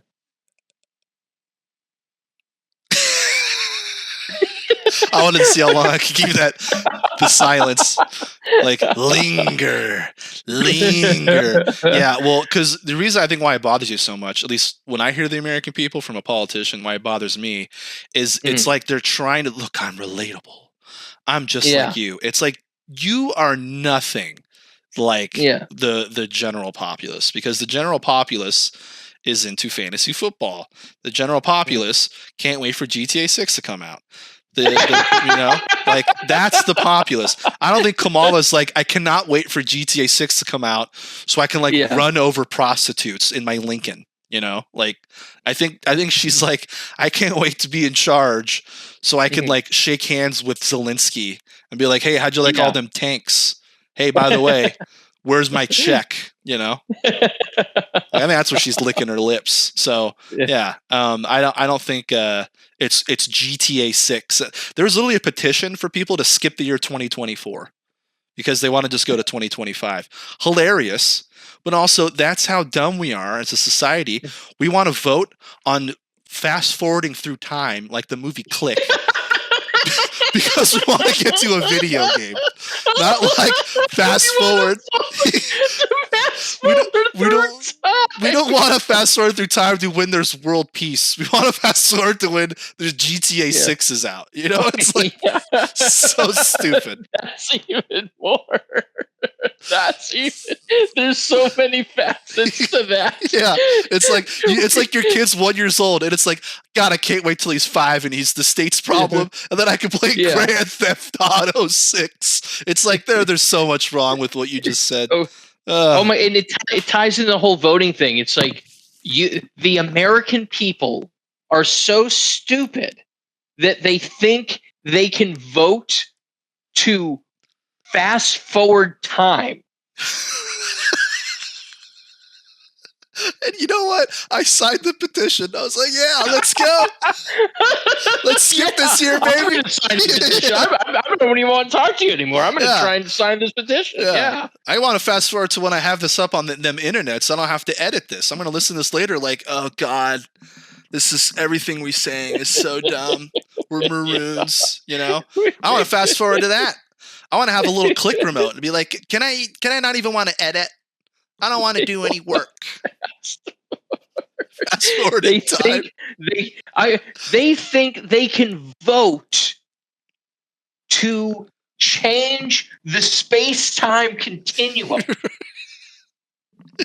This is insane. Yeah, and their goal is the reward is because they can't wait for that Warhammer DLC. You know, it's like, ooh, Yeah. it's like this is what you're fast forwarding to. This is the reward. Yeah.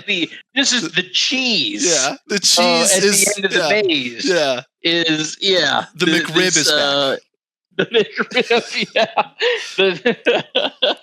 I bet someone could get a click remote and have like a family and, you know, wife, the whole thing that I envy the most. And they could just be like, can I just skip all this to the McRib is out again? It's like, oh my God, you don't get any of this, do you?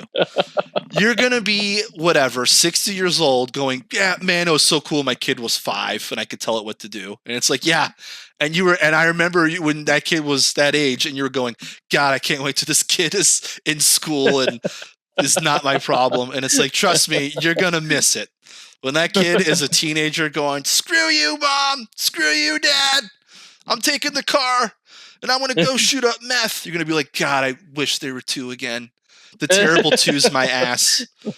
It's like, oh, do you mean they're like the amount of friends I have? They're like, oh my God, they're a 2-year-old. They have all this energy. Yeah, like you mean like a child? Yeah. What are you talking about?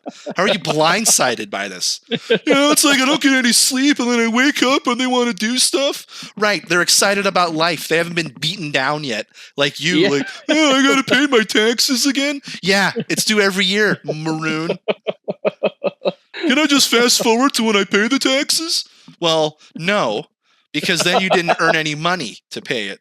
Well, can I just fast forward through that? Yeah, again, just fast forward through everything. What's the point? Just fast forward to the end, and you could be like, wait, can I go back? No, it's only forward. What do you mean? I don't know how time works. No, you don't, do you? I don't know how anything works. Yeah, get in line. Maroon show, dude. Straight to the Maroon, all of us. Straight to the fucking Maroon. The other part, though, about the American people thing is not, obviously, yeah, the fast forward through time thing. It's also just like it's particularly politicians. It's like when they say the American people. You were talking sort of about like how like they can't, you guys can't relate to the American people. It's just sort of like this veiled like disdain. It's like it's sort of like you're all children and we're going to, tell you what to do.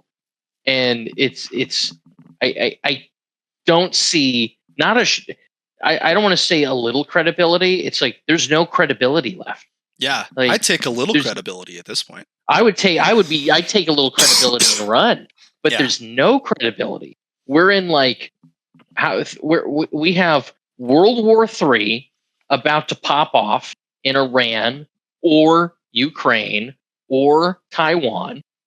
We have like massive famine in North Africa.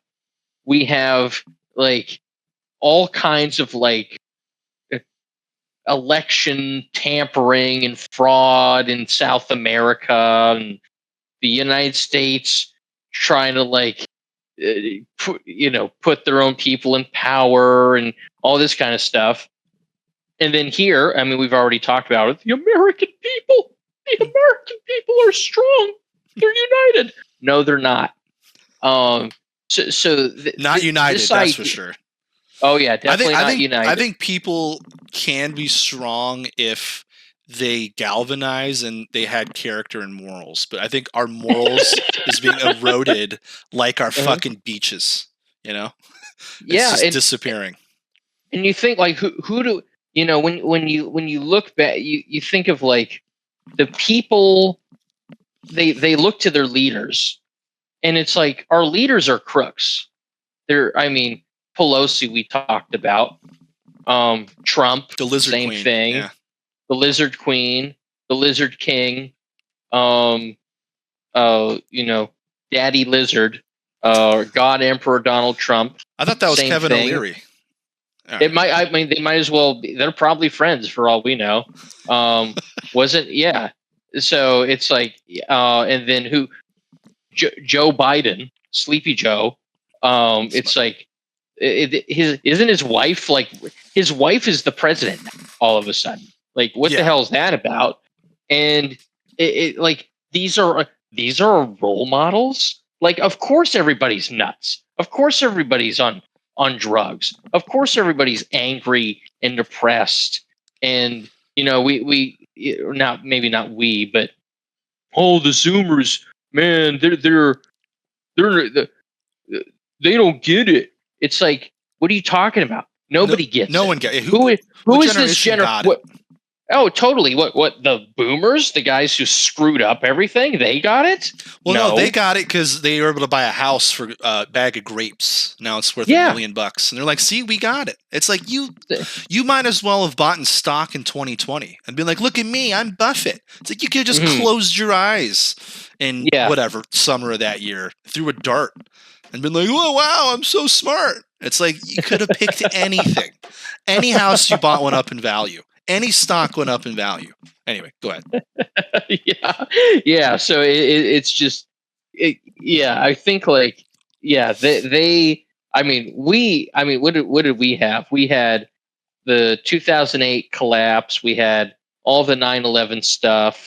We had NAFTA in the 90s, and the Zoomers kind of have like the tail end of that stuff, and they have COVID. Right. And they just have just like no confidence in any of the institutions. It's like the 30s when the 29 crash happened, and it was just revealed that all of our intellectuals and all of our leaders are just not that smart. They're just not particularly bright, and we have given it over because there's no we. So that's the other thing. We? American people implies we, and there's no we. No, that's a myth. That is it's a dig. Anytime I hear someone say the American people, it's like, haha, you think you're united and you're not. I was gonna say it's in our name, United States, and it's like, where are we united? Within the state? Not even in the state are you united. Not even in the state. Not even the city. Not even the neighborhood. Not even the neighborhood. Yeah. Your neighbor has like a Trump sign, and people like want to like set their house on fire. Yeah. Or meanwhile, like someone says, I kind of like what Kamala says in whatever Texas, and they're like, well, we're going to string you by the feet, you Californian. It's like, you're immoral. You're a moral person who stands with Kamala. You can't even have a discourse about anything. Anything that you bring up is like, well, what about the other side? And it's like, that's not where. It's like reprimanding a child. And it's like, hey, you didn't clean your room. What about my sister? She didn't clean her room. And it's like, we're not talking about, the sister. We're talking about you. And it's like, well, what about my friend down the street didn't clean his room? It's like, we're not talking about that. It's like so frustrating. It's like, we're talking about you. And it's like, well, it's everything's what about. I hate the what about. What about? As soon as I hear what about, I'm like, right. You can't even look at yourself for 2 fucking seconds. You can't do it because that's scary. You might actually have to change or use critical thinking. Critical thinking? No, not in this society. So your what about is my American people. It's the trigger, like it's the bullshit detector. As soon as somebody says what about, that means it's a deflection. Yeah. And if somebody says the American people, it means time to sell, time to monetize. And and kind of like, tagging onto that a little bit, I had something recently. This is kind of where we're at now in our society, where we have valued the dollar so much, and it's all about how much dimes and pennies, nickels you can squeeze out of everything, that now we hire people that are overseas and we pay them crap to basically do a job that we would have paid someone over here to do. And I hate to say it, but sometimes you get what you pay for. You get a fucking crap product. Like so recently, this was like a few days ago, dude, I got an email saying, hey, someone took your social security number on the dark web. You might want to. And I have like a what do you call it? Like an ID? Like I sign up for TurboTax, and it was like, hey, we can give you identity protection. Oh, sure, yeah. First year I ever did it, and they're like, hey, by the way, someone got your social on the dark web, and I'm like, this is the last thing I want to hear right now. Like I just been through a trying month, and it's like, hey, by the Yeah. way, someone stole your identity. I'm like, of course they did. And so Yeah. I tell my parents this, like, hey, by the way, you might want to like get like a credit freeze, because I'm going to do that, right? That's what it's recommending. You do like a credit freeze and all like the big three. I think it's Experian, TransUnion or something, or Transamerica, and Equifax. Yeah. Those are like the big three. And so it recommends doing a credit freeze on all these, right? And so I go to do it, and one like application's like, hey, just give us your last 4 digits of your social and like your address and stuff, and we're good. And another application's like, give us your whole social. And I'm like, I kind of don't want to do that, because one, you already know who I am, because of Google and all this stuff, it tracks you. They admit it. Like, yeah, like we have enough information on you. If you give us some, we can like verify who you are. And also, it's like, you just said my social was leaked, and now I'm just going to fill out like a PDF giving you my whole social. It's kind of dumb, right? So like, I tell my dad this whole thing, and he goes, oh, this is the boomers generation. Well, I'm going to call someone and get to the bottom of it, right? That's the boomers generation. That's like my dad. Oh, totally. I'm going to call, and if I don't get the right person, I'm going to say, let me talk to your supervisor, right? That's that whole bullshit. And so my dad apparently gets a credit freeze, and it works, and the whole thing, and it was no problem. He only had to give the last 4 digits of his social, and it worked fine and great. So then he's telling me and my mama, like, hey, you guys should do the same thing. And I'm like, all right, I'll just look for it online. And he goes, no, I called. Calling's the way. You got to call. And I'm like, all right. And he calls them. And what happens is you get someone who's overseas. This poor woman probably was paid like $1.25 an hour, right? English is clearly her second language. She's just taking it because she gets paid more than $1.25 is more than a paella an hour, you know? Yeah. And so she's taking it. And so my mom is giving her this information over the phone.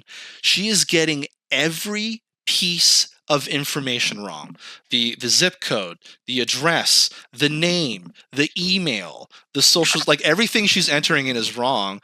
And my mom's repeating it, and she's going, no. And my mom's getting frustrated because she doesn't like to do this stuff. This is all my dad over the phone. Yeah. And dude, I am laughing my ass off because here's this thing that this is a really important thing, right? This is a credit freeze. This is like, hey, if your identity gets stolen, someone could take like a loan out against your name and fuck up your credit.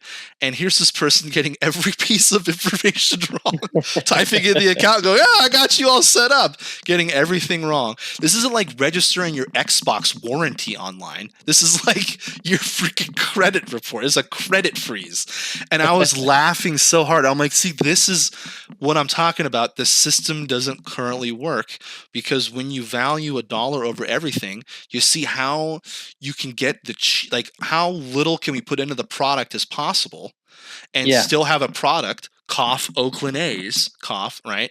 Tying it back to that. It's like, how can we just make this as inferior, but like still call it a product? And then people go or whatever, or don't go. And then they go, why does this suck? And it's like, what do you mean, why does it suck? Of course it sucks. Why wouldn't it suck? It'd be amazing if it didn't suck. That would be the miracle. Wow. She nailed it. She nailed this address with one sentence, or one time. It's like, of course this is all fucked up. And so anyway, so that's like, I experienced that, and I was laughing so hard. I was like, how can you not laugh at that shit? If life is all reacting to things, it's so fucked up now. You have to laugh. That's my new mantra. Just laugh.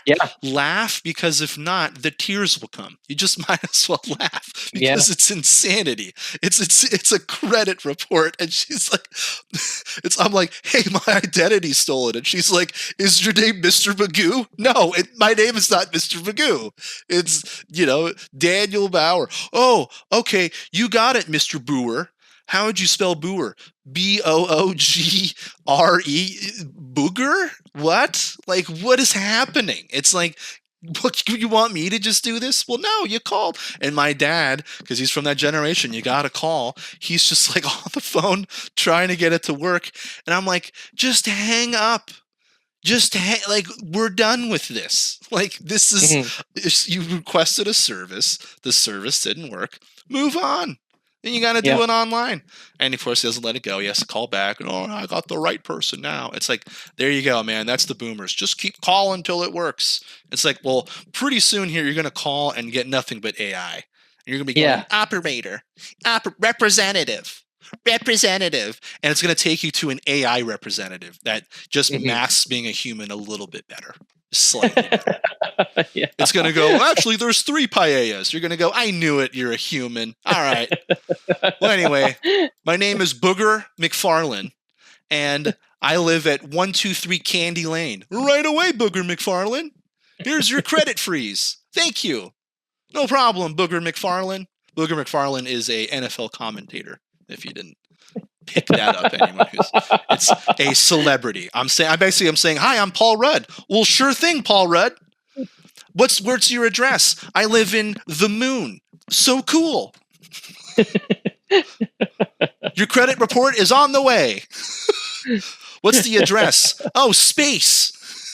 SpaceX. Cool. You want me to send that directly to space? That'd be great. It'll be there in 2 to 3 moon years. Oh, fantastic. I mean, this is like, how do you not laugh at that? It's so stupid. You talk to yourself a lot. You have a lot of like, hey, how you doing? I'm doing good. How are you doing? Well, how could you not? Like, I've been in this Looney Tunes. Here? Yeah. 3. Yeah. No, it's not 3. It's 4. Well, when you live in a loony bin, you realize at least yourself listens to you, because otherwise you're talking to a wall. I'd rather talk to another person I'd rather talk to another joker who gets the joke as opposed to like a wall who's like, what's a paella? And it's like, right, you don't even know what a paella is. You can't even spell paella. And he's like, yeah, I can. It's Fo-Sachi. F-O-Sachi, you know? It's like, right, that's you, Bugs Bunny. I'm talking to you. So I talk to myself, how many paellas does it take to get to the center of the lollipop? And I'm like, I don't know, Danny, maybe 3. At least there's a response. As opposed to most people would be like, well, what's the paella? It's like, right, Babe Pig in the City. I got to explain to you how everything works. I don't got time for that shit. Babe Pig in the City. I'm time for this Babe Pig in the City shit, dude. I'm done with this Babe Pig in the City. Yeah. Oh, speaking of my next topic. Yeah. Babe Pig in the City. Oh, there we go. Nice segue. What are all these freedoms that we think we have? We talk about we're the freest country in the world. What do we have? The freedom to protest? No. Get arrested for that. Such a hard transition.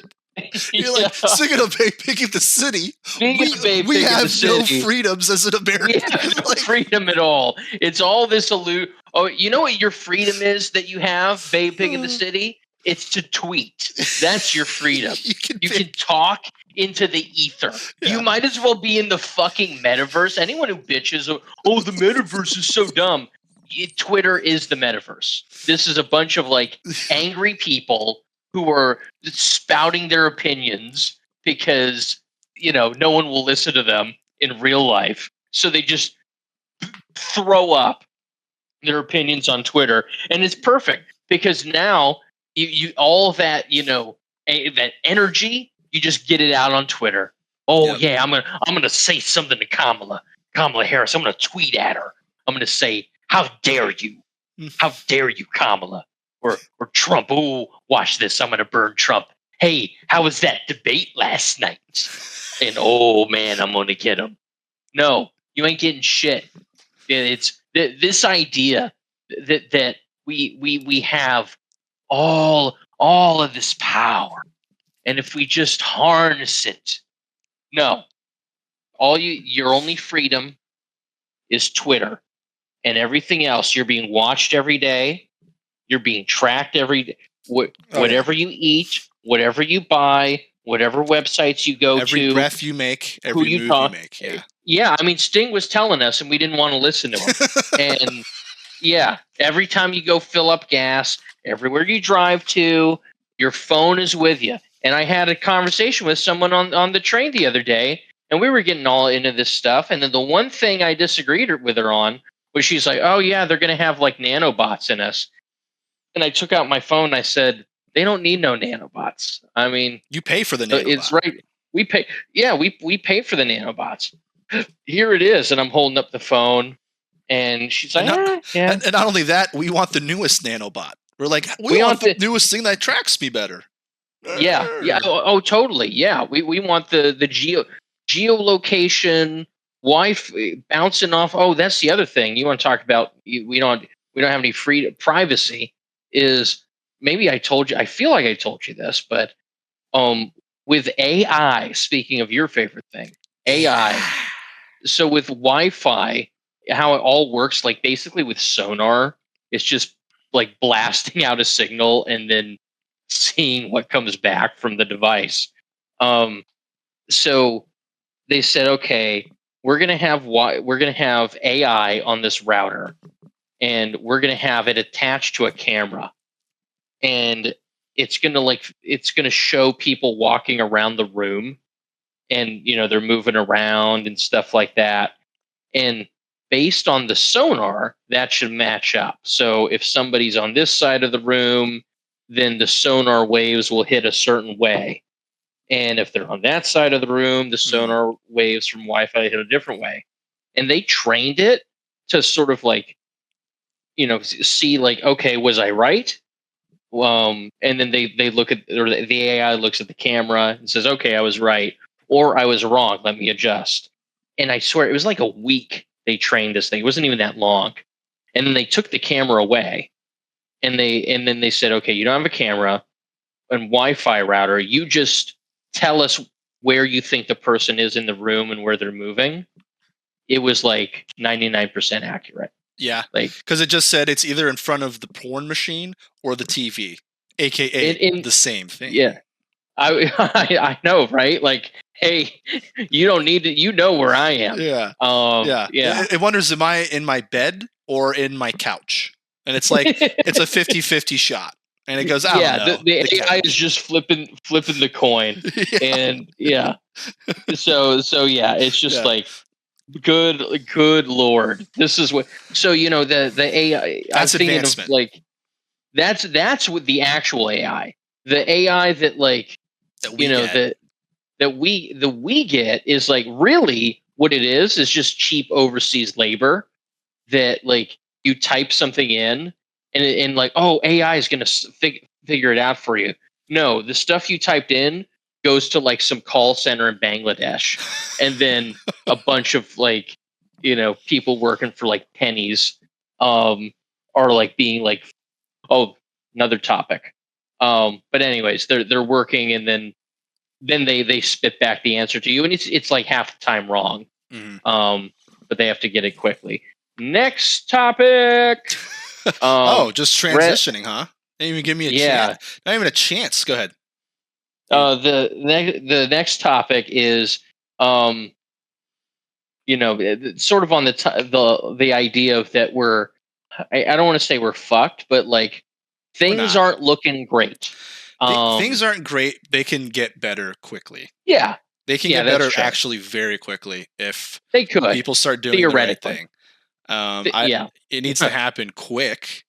But people need to start doing the right thing. And I mean everyone. I mean like the people need to start doing the right thing, and the people in charge. American people. Yeah. The American people can't just constantly blame their neighbor or like whoever's the mouthpiece for the government. Yeah.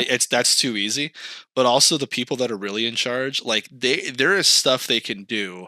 Like for instance, there's way too much plastic in the ocean and like in everyone's bodies and stuff. And I get why they're using it, because it's cheap, because of how they've, treated the oil industry and all that. But at some point we will run out of oil, and plastic will be very expensive. And so we need to kind of find an alternative, and kind of quick. And I think there are some. I saw this one where like they developed some kind of like, it's like made of algae or something crazy, and like it dissolves. It's something like that. I'm probably seaweed. Seaweed, thank you. Now, probably making that at a mass scale is probably very difficult. However, if we put the greatest minds on it and all the resources, and we have a lot of ocean, I bet you we can make like seaweed farms and we could figure that out. It would be a transition, but I think we could do that. But like, there's no incentive right now because of money. And so we're not going to do it until the dollars. So it's like it's frustrating because it's like people need to say something and speak up and be better, but then like people in charge, it's like it's both. It goes back to the A's thing. It's just like it's not just one party is all at fault. It's like this cyclical thing. People want the cheapest thing, so they buy the cheapest thing. Well, the cheapest thing is made of plastic, and the people in charge go, well, like they said this with what was it with Madden, where like it's always sports or video games with me, right? But like they said it with Madden, where they had the worst Madden ever. Then next year they quote unquote fixed it, aka they just patched the bugs from the previous crappy game, and then everyone bought it and they played it. It was like one of the top 10 played games of the year. And what they do, Sean, they went, voila, Madden's back. And it's like, guys, don't play it when everyone crapped on the one crappy version, and then if no one bought the next one, that speaks volumes. The NFL, it was so bad, was considering taking their license and saying highest bidder, who wants to make the game. That's how you get a good product, right? You have 4 different companies trying to license it out. They all buy the license, they're all making an NFL game, and then they're competing with each other, and you get the best one. But when everyone just buys Madden, even though it's crappy, when everyone just buys the cheap thing because it's made of plastic because it's the cheapest, then you get plastic everywhere. But then in the people's defense, they're like, dude, I can't afford food for my fucking family. Like, what do you want me to do? The food's too expensive. And so it's like this cyclical thing, right? It's like make the food cheaper, and they're going, well, they're already buying it, so they must have can afford it. And it's like, soon people won't. People won't be able to afford food, and they'll be eating worms. And they'll be like, hey, look, no plastic in that because you're digging them out of the ground. They're like, yeah, well, there you go. So yeah, it's frustrating because I feel like the blame goes around. It's not just like, oh, one head's got to roll. It's kind of everyone, man. Everyone needs to step their game up.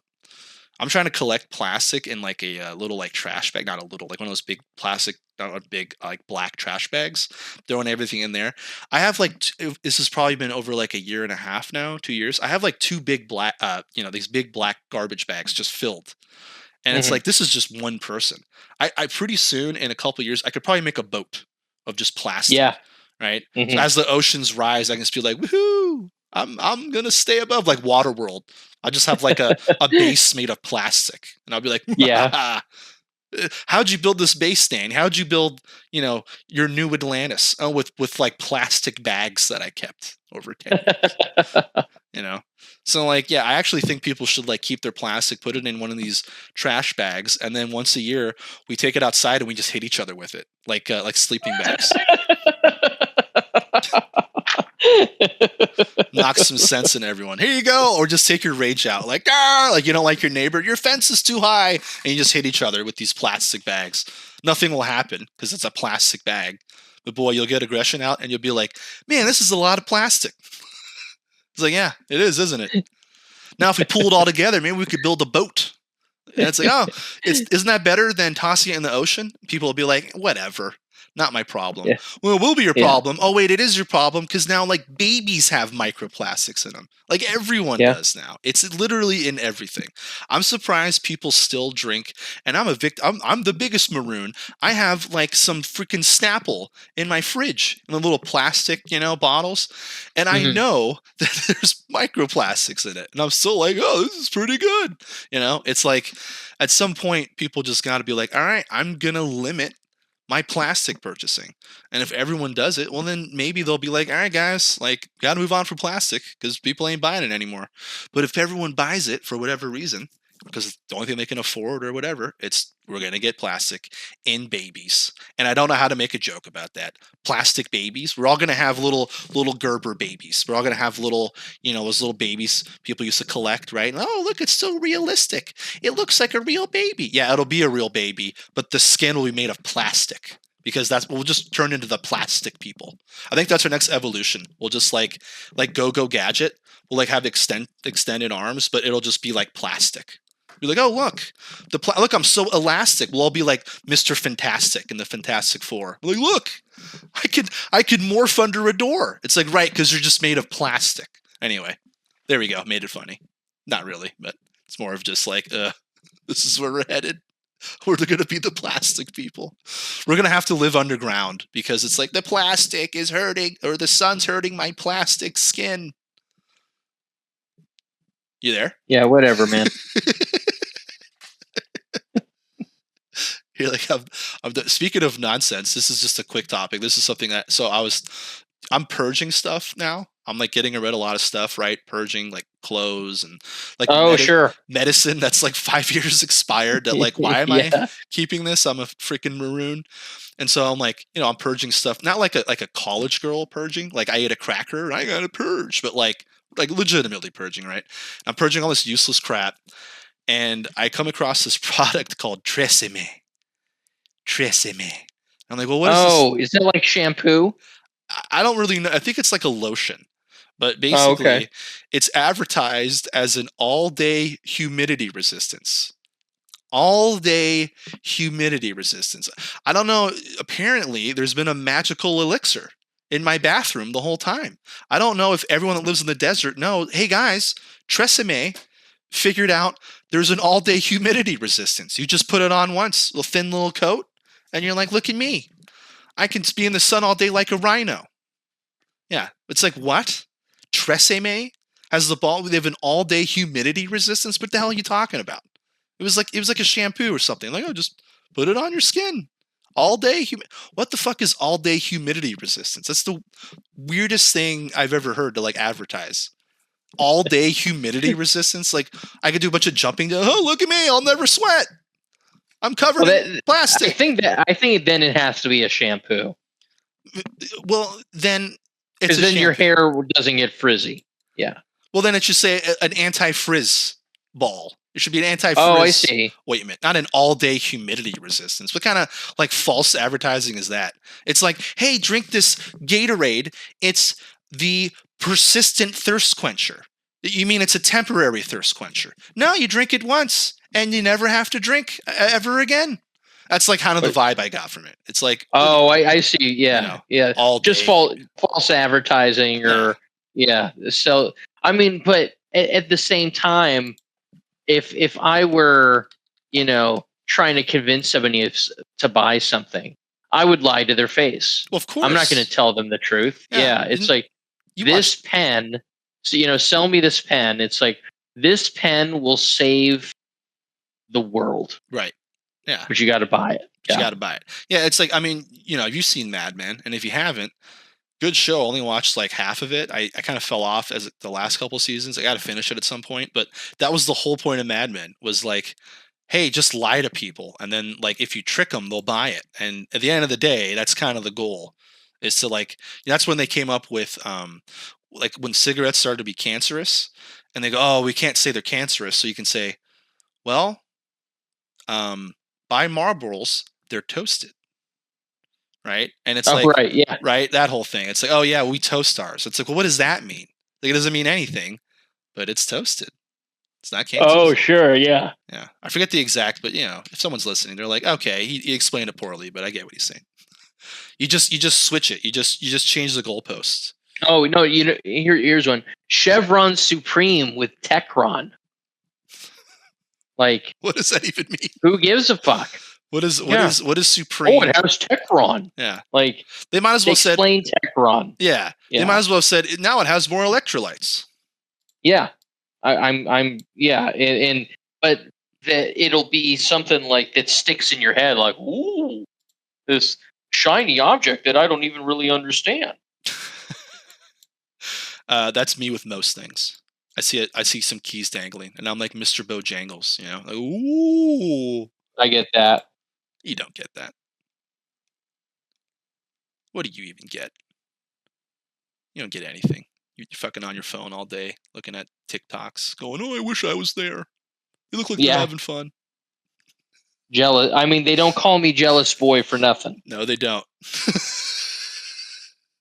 They certainly do not. It's well within reason. This will be my last topic. Okay. Maybe we can make it funny. I don't know. Yeah. Tech layoffs. I think I've talked about this in the past. Yeah, people losing their job. Yeah, let's see if we can spin this into comedy. Yeah. Hey, if anyone can do it, we can do it. Yeah. So, LinkedIn, I think, is like, it knows like how it can sort of depress me. And it's like, oh, look at all these layoffs. Like, hey, people are getting laid off over here, over there. And I remember, like, particularly this year, I was talking to, a work friend, and she said, oh, yeah, my husband got laid off. So it was real. It's like, oh, it's not just LinkedIn, you know, all up in my head, Yeah. trying to say, like, you should be happy with what you have because you could be one of these people. Well, now, Glassdoor, which is kind of like LinkedIn, every, like, they'll have like a list of 10 postings, and the number one post is like, man, tech. I thought this was a safe career, but it ain't a safe career.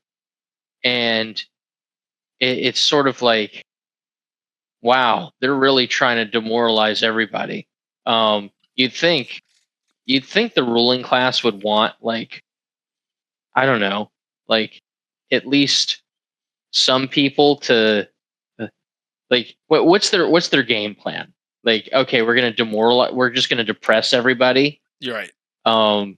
And Seems it like it. feeds, yeah, it seems like it, and it feeds into the idea of, like, okay, what if they just, you were talking about, man, if everybody got together and stopped, using plastic, for instance. But at the same time, if you stop using plastic, then how are you going to poison everybody in order to, like, kill off half the population, which is the World Economic Forum / Bill Burr methodology.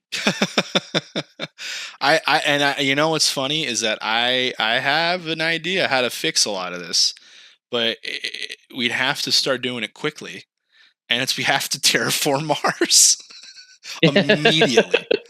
Immediately, not like let's do it soon. It's like we need to start. I think Elon said we have to, like, nuke it or something to, like, warm it up or something insane. It's like almost like a supervillain, like, plan, but, like, we have to do something. And I think we have to go to Mars, man. I think we have to go to Mars. I honestly, I don't know what other solution there is, because there's so many people, and eventually you run out of resources. But, like, the sort of, like, the crazy plan it seems like is happening is like, well, what if we just, like, have them eat plastic to the point where they're fucking dying? Or what if we just have the food, like, be poisoned and giving everyone That's cancer? exactly it. Yeah. What if we poison the food and poison the air and poison the water? Yeah. And it's like, that can't be the plan. Like, if that's the plan, like, you can't make money if everyone's dead. You know what I mean? I think that's what the people in charge don't get. It's like, well, what if we just have AI do everything? It's like, who's buying your product?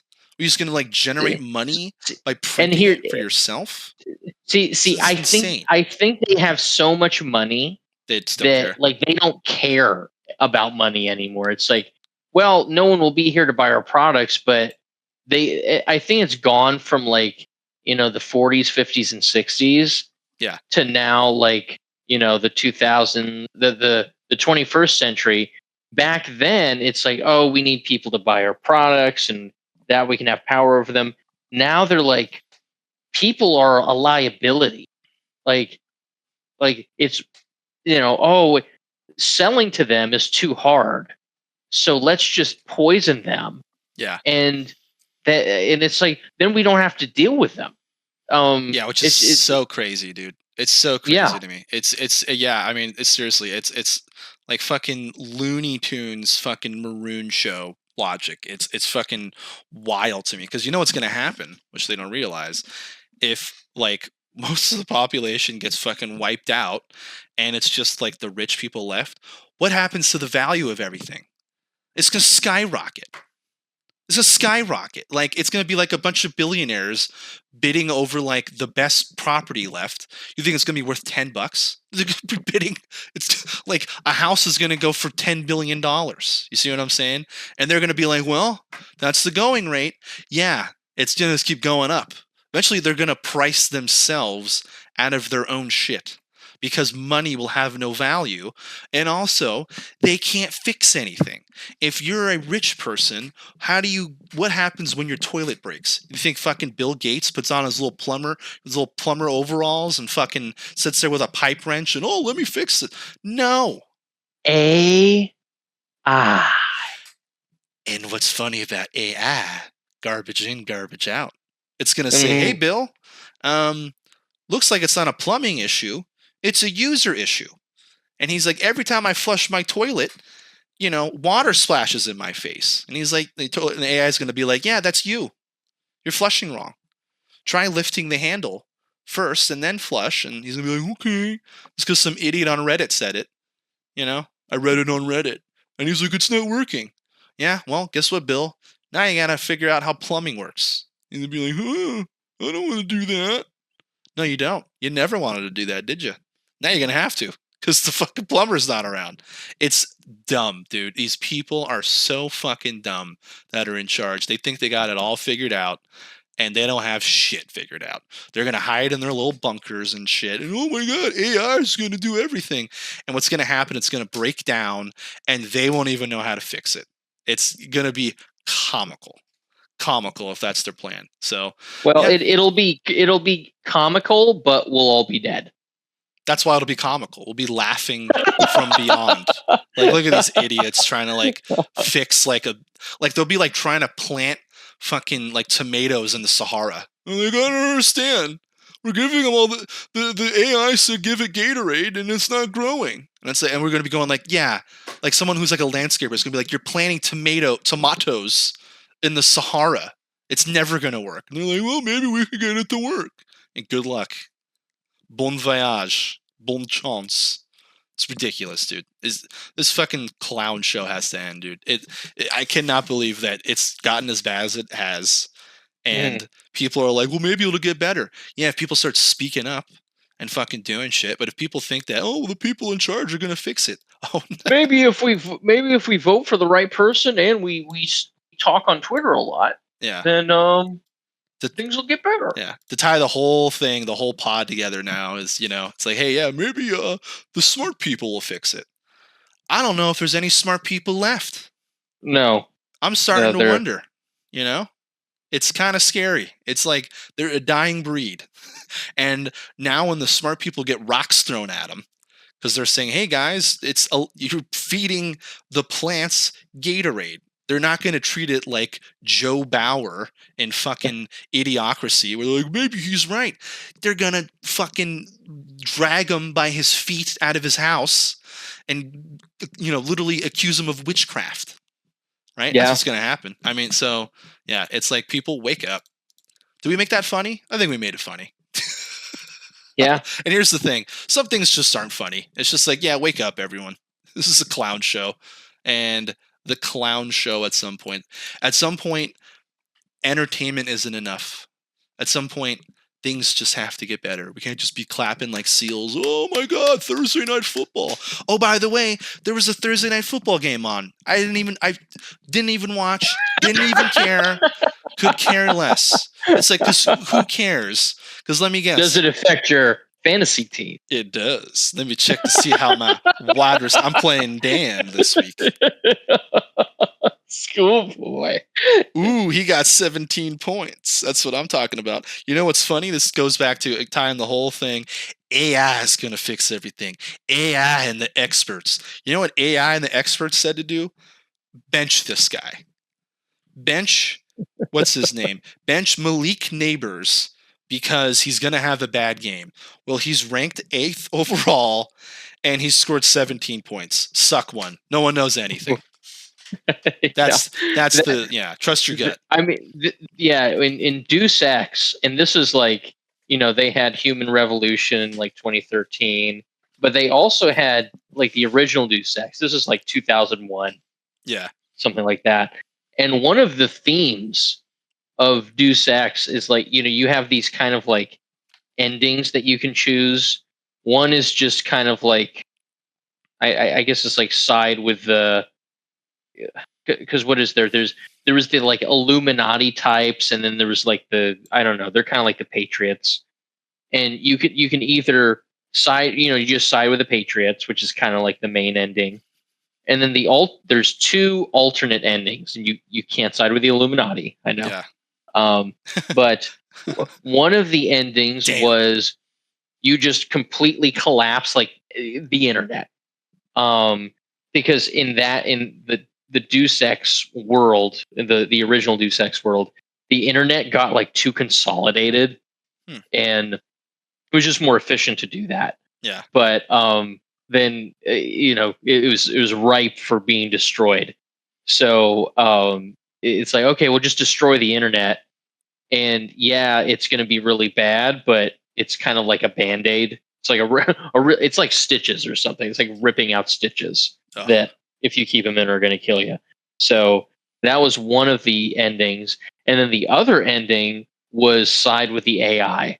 Like this AI was like it actually like kind of had the best results. Like things were getting actually fixed, and the like it was like feeding the poor and sheltering the homeless, and it was kind of like the benevolent AI, and that kind of idea of like the AI is probably our best bet because it's like pure, and It just or at it's least in theory removes sci-fi. emotion from the answer. Well, not no, in some it.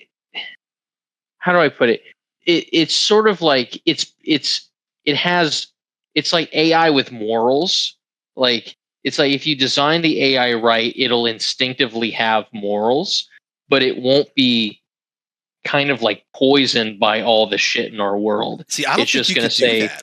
I don't think you can make AI with morals. I think it's whatever morals you code into it, but morals is like something that requires critical thinking and like having like a like kind of trusting your gut, because there's some things where maybe, oh, society says this or the rules say that, and you're going, this is not right, this doesn't feel right. mm, I don't think AI could do that. I think if it's written, hey, this is the answer, it's just gonna, even if the answer is horrific, it's gonna go, yeah, well, that's the answer.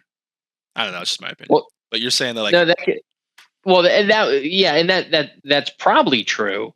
But the theme of Deus Ex was sort of this like ultimately good AI, like, and not good as in like how well it predicts stuff, but sort of like benevolent. its AI has these instinctive morals Hmm. that maybe you as the main character, Adam Jensen, have, but not many others have it. Right. But the AI does. So it's like, hey, this is kind of your only ally against whatever Yeah. the Illuminati is. This like moral sort of like inherent. It has its own morals, AI, Hmm. and that's dangerous Yeah. because yeah, Yeah, exactly. Yeah, no, having all your faith in one thing. That thing better be the best among us, or that thing better hmm have the best morals, and the main thing, be able to, because sometimes what's good about humans is we can change our mind. We can be like, I thought this way. I kind of took in the evidence. I used some critical thinking skills, and then I went, I might be wrong about this. I don't think yeah. an AI can do that. I think an AI would be like, this is the answer. You maroons, this has always been the answer. Even if, as the answer is being applied, it's not working. The AI is like, no, no, no, you got to keep trying it. Eventually it'll work. And it's like, dude, you're not adjusting to the data, or just you're not looking around and seeing how this isn't working. I think the AI is just like, nope.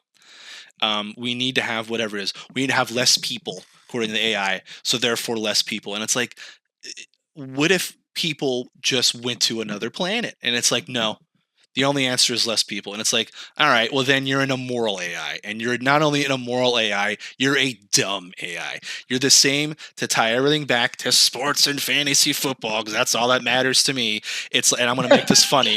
The AI said that after it drafted my team this year, said, best team ever, gonna go undefeated. You know what I am, Sean? I'm in last place. I've basically I should be 0-3. I'm 1-2 by the skin of my little teeth, but I should be 0-3. I'm basically in last place with my buddy Nathan, who, by the way, I thought had a really good team. So it shows how dumb I am. Now I can't predict the future. And it shows how dumb AI is. AI is like, Danny, you have the best team ever. Why? Because I picked it.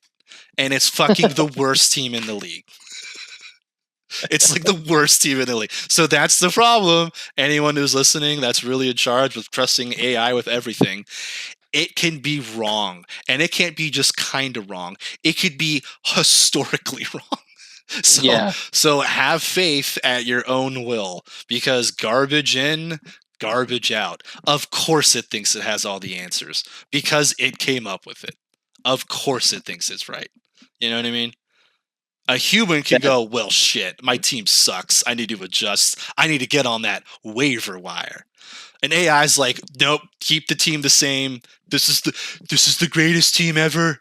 There's never been a better team. This is going to be undefeated. It's going to be the perfect season. You can't see week 3. It's like, oh my God, I've drafted a disaster. Everyone's hurt. I cannot believe I have 3 tight ends. Why do I have 2 defenses? This is a mess. And the AI is like, nope, best team ever. That's the fear with AI. Anyway, I think that might be a good way to end this. What do you think? Yeah. Solid ending right there. Yeah. Sweet, dude. Well, there you go. End of the first pod. And you know what? I think timing-wise, that's kind of perfect. So, boom. Boom. Goes to dynamite. Well, if you've made it this far, congratulations. You deserve an award, a reward. And that reward is straight to the Maroon. You see what I did there? Anyway, thanks for listening. I hope to have another one of these out soon, probably in the next few days. I'm not sure how I'm going to do this yet. I'm thinking about recording one every Sunday night. That one's going to be more heavily focused on like sports and entertainment, if I even saw anything that was good. And, just kind of general ranting. So, what this show is going to be about, these pods. So, and these ones I'm going to do on Sunday or Monday. They're going to be solo pods. So, good luck listening to one Maroon instead of 2. So once again, a big shout out to my bro, the Philosopher, for letting me use this dope song. I'm going to link his channel when possible. So please go have a listen. And that is Philosopher with an F. For funky. Oh yeah. Always wanted to do that radio voice. And I failed. Anyway, thanks for listening. Ending on a good note, Philosopher. Put me in a twist. When we die, who's gonna cry? Does anybody say goodbye? Does anybody ride? Who's gonna funk with me down the way? 100-bar episode by your boy the Train, aka the Philosopher, building back the tracks back to back to back. Believe that. Yeah. He gave it to me, so I'ma give it back. Yeah. He gave it to me. I'ma give it back. Believe that. Give it to me.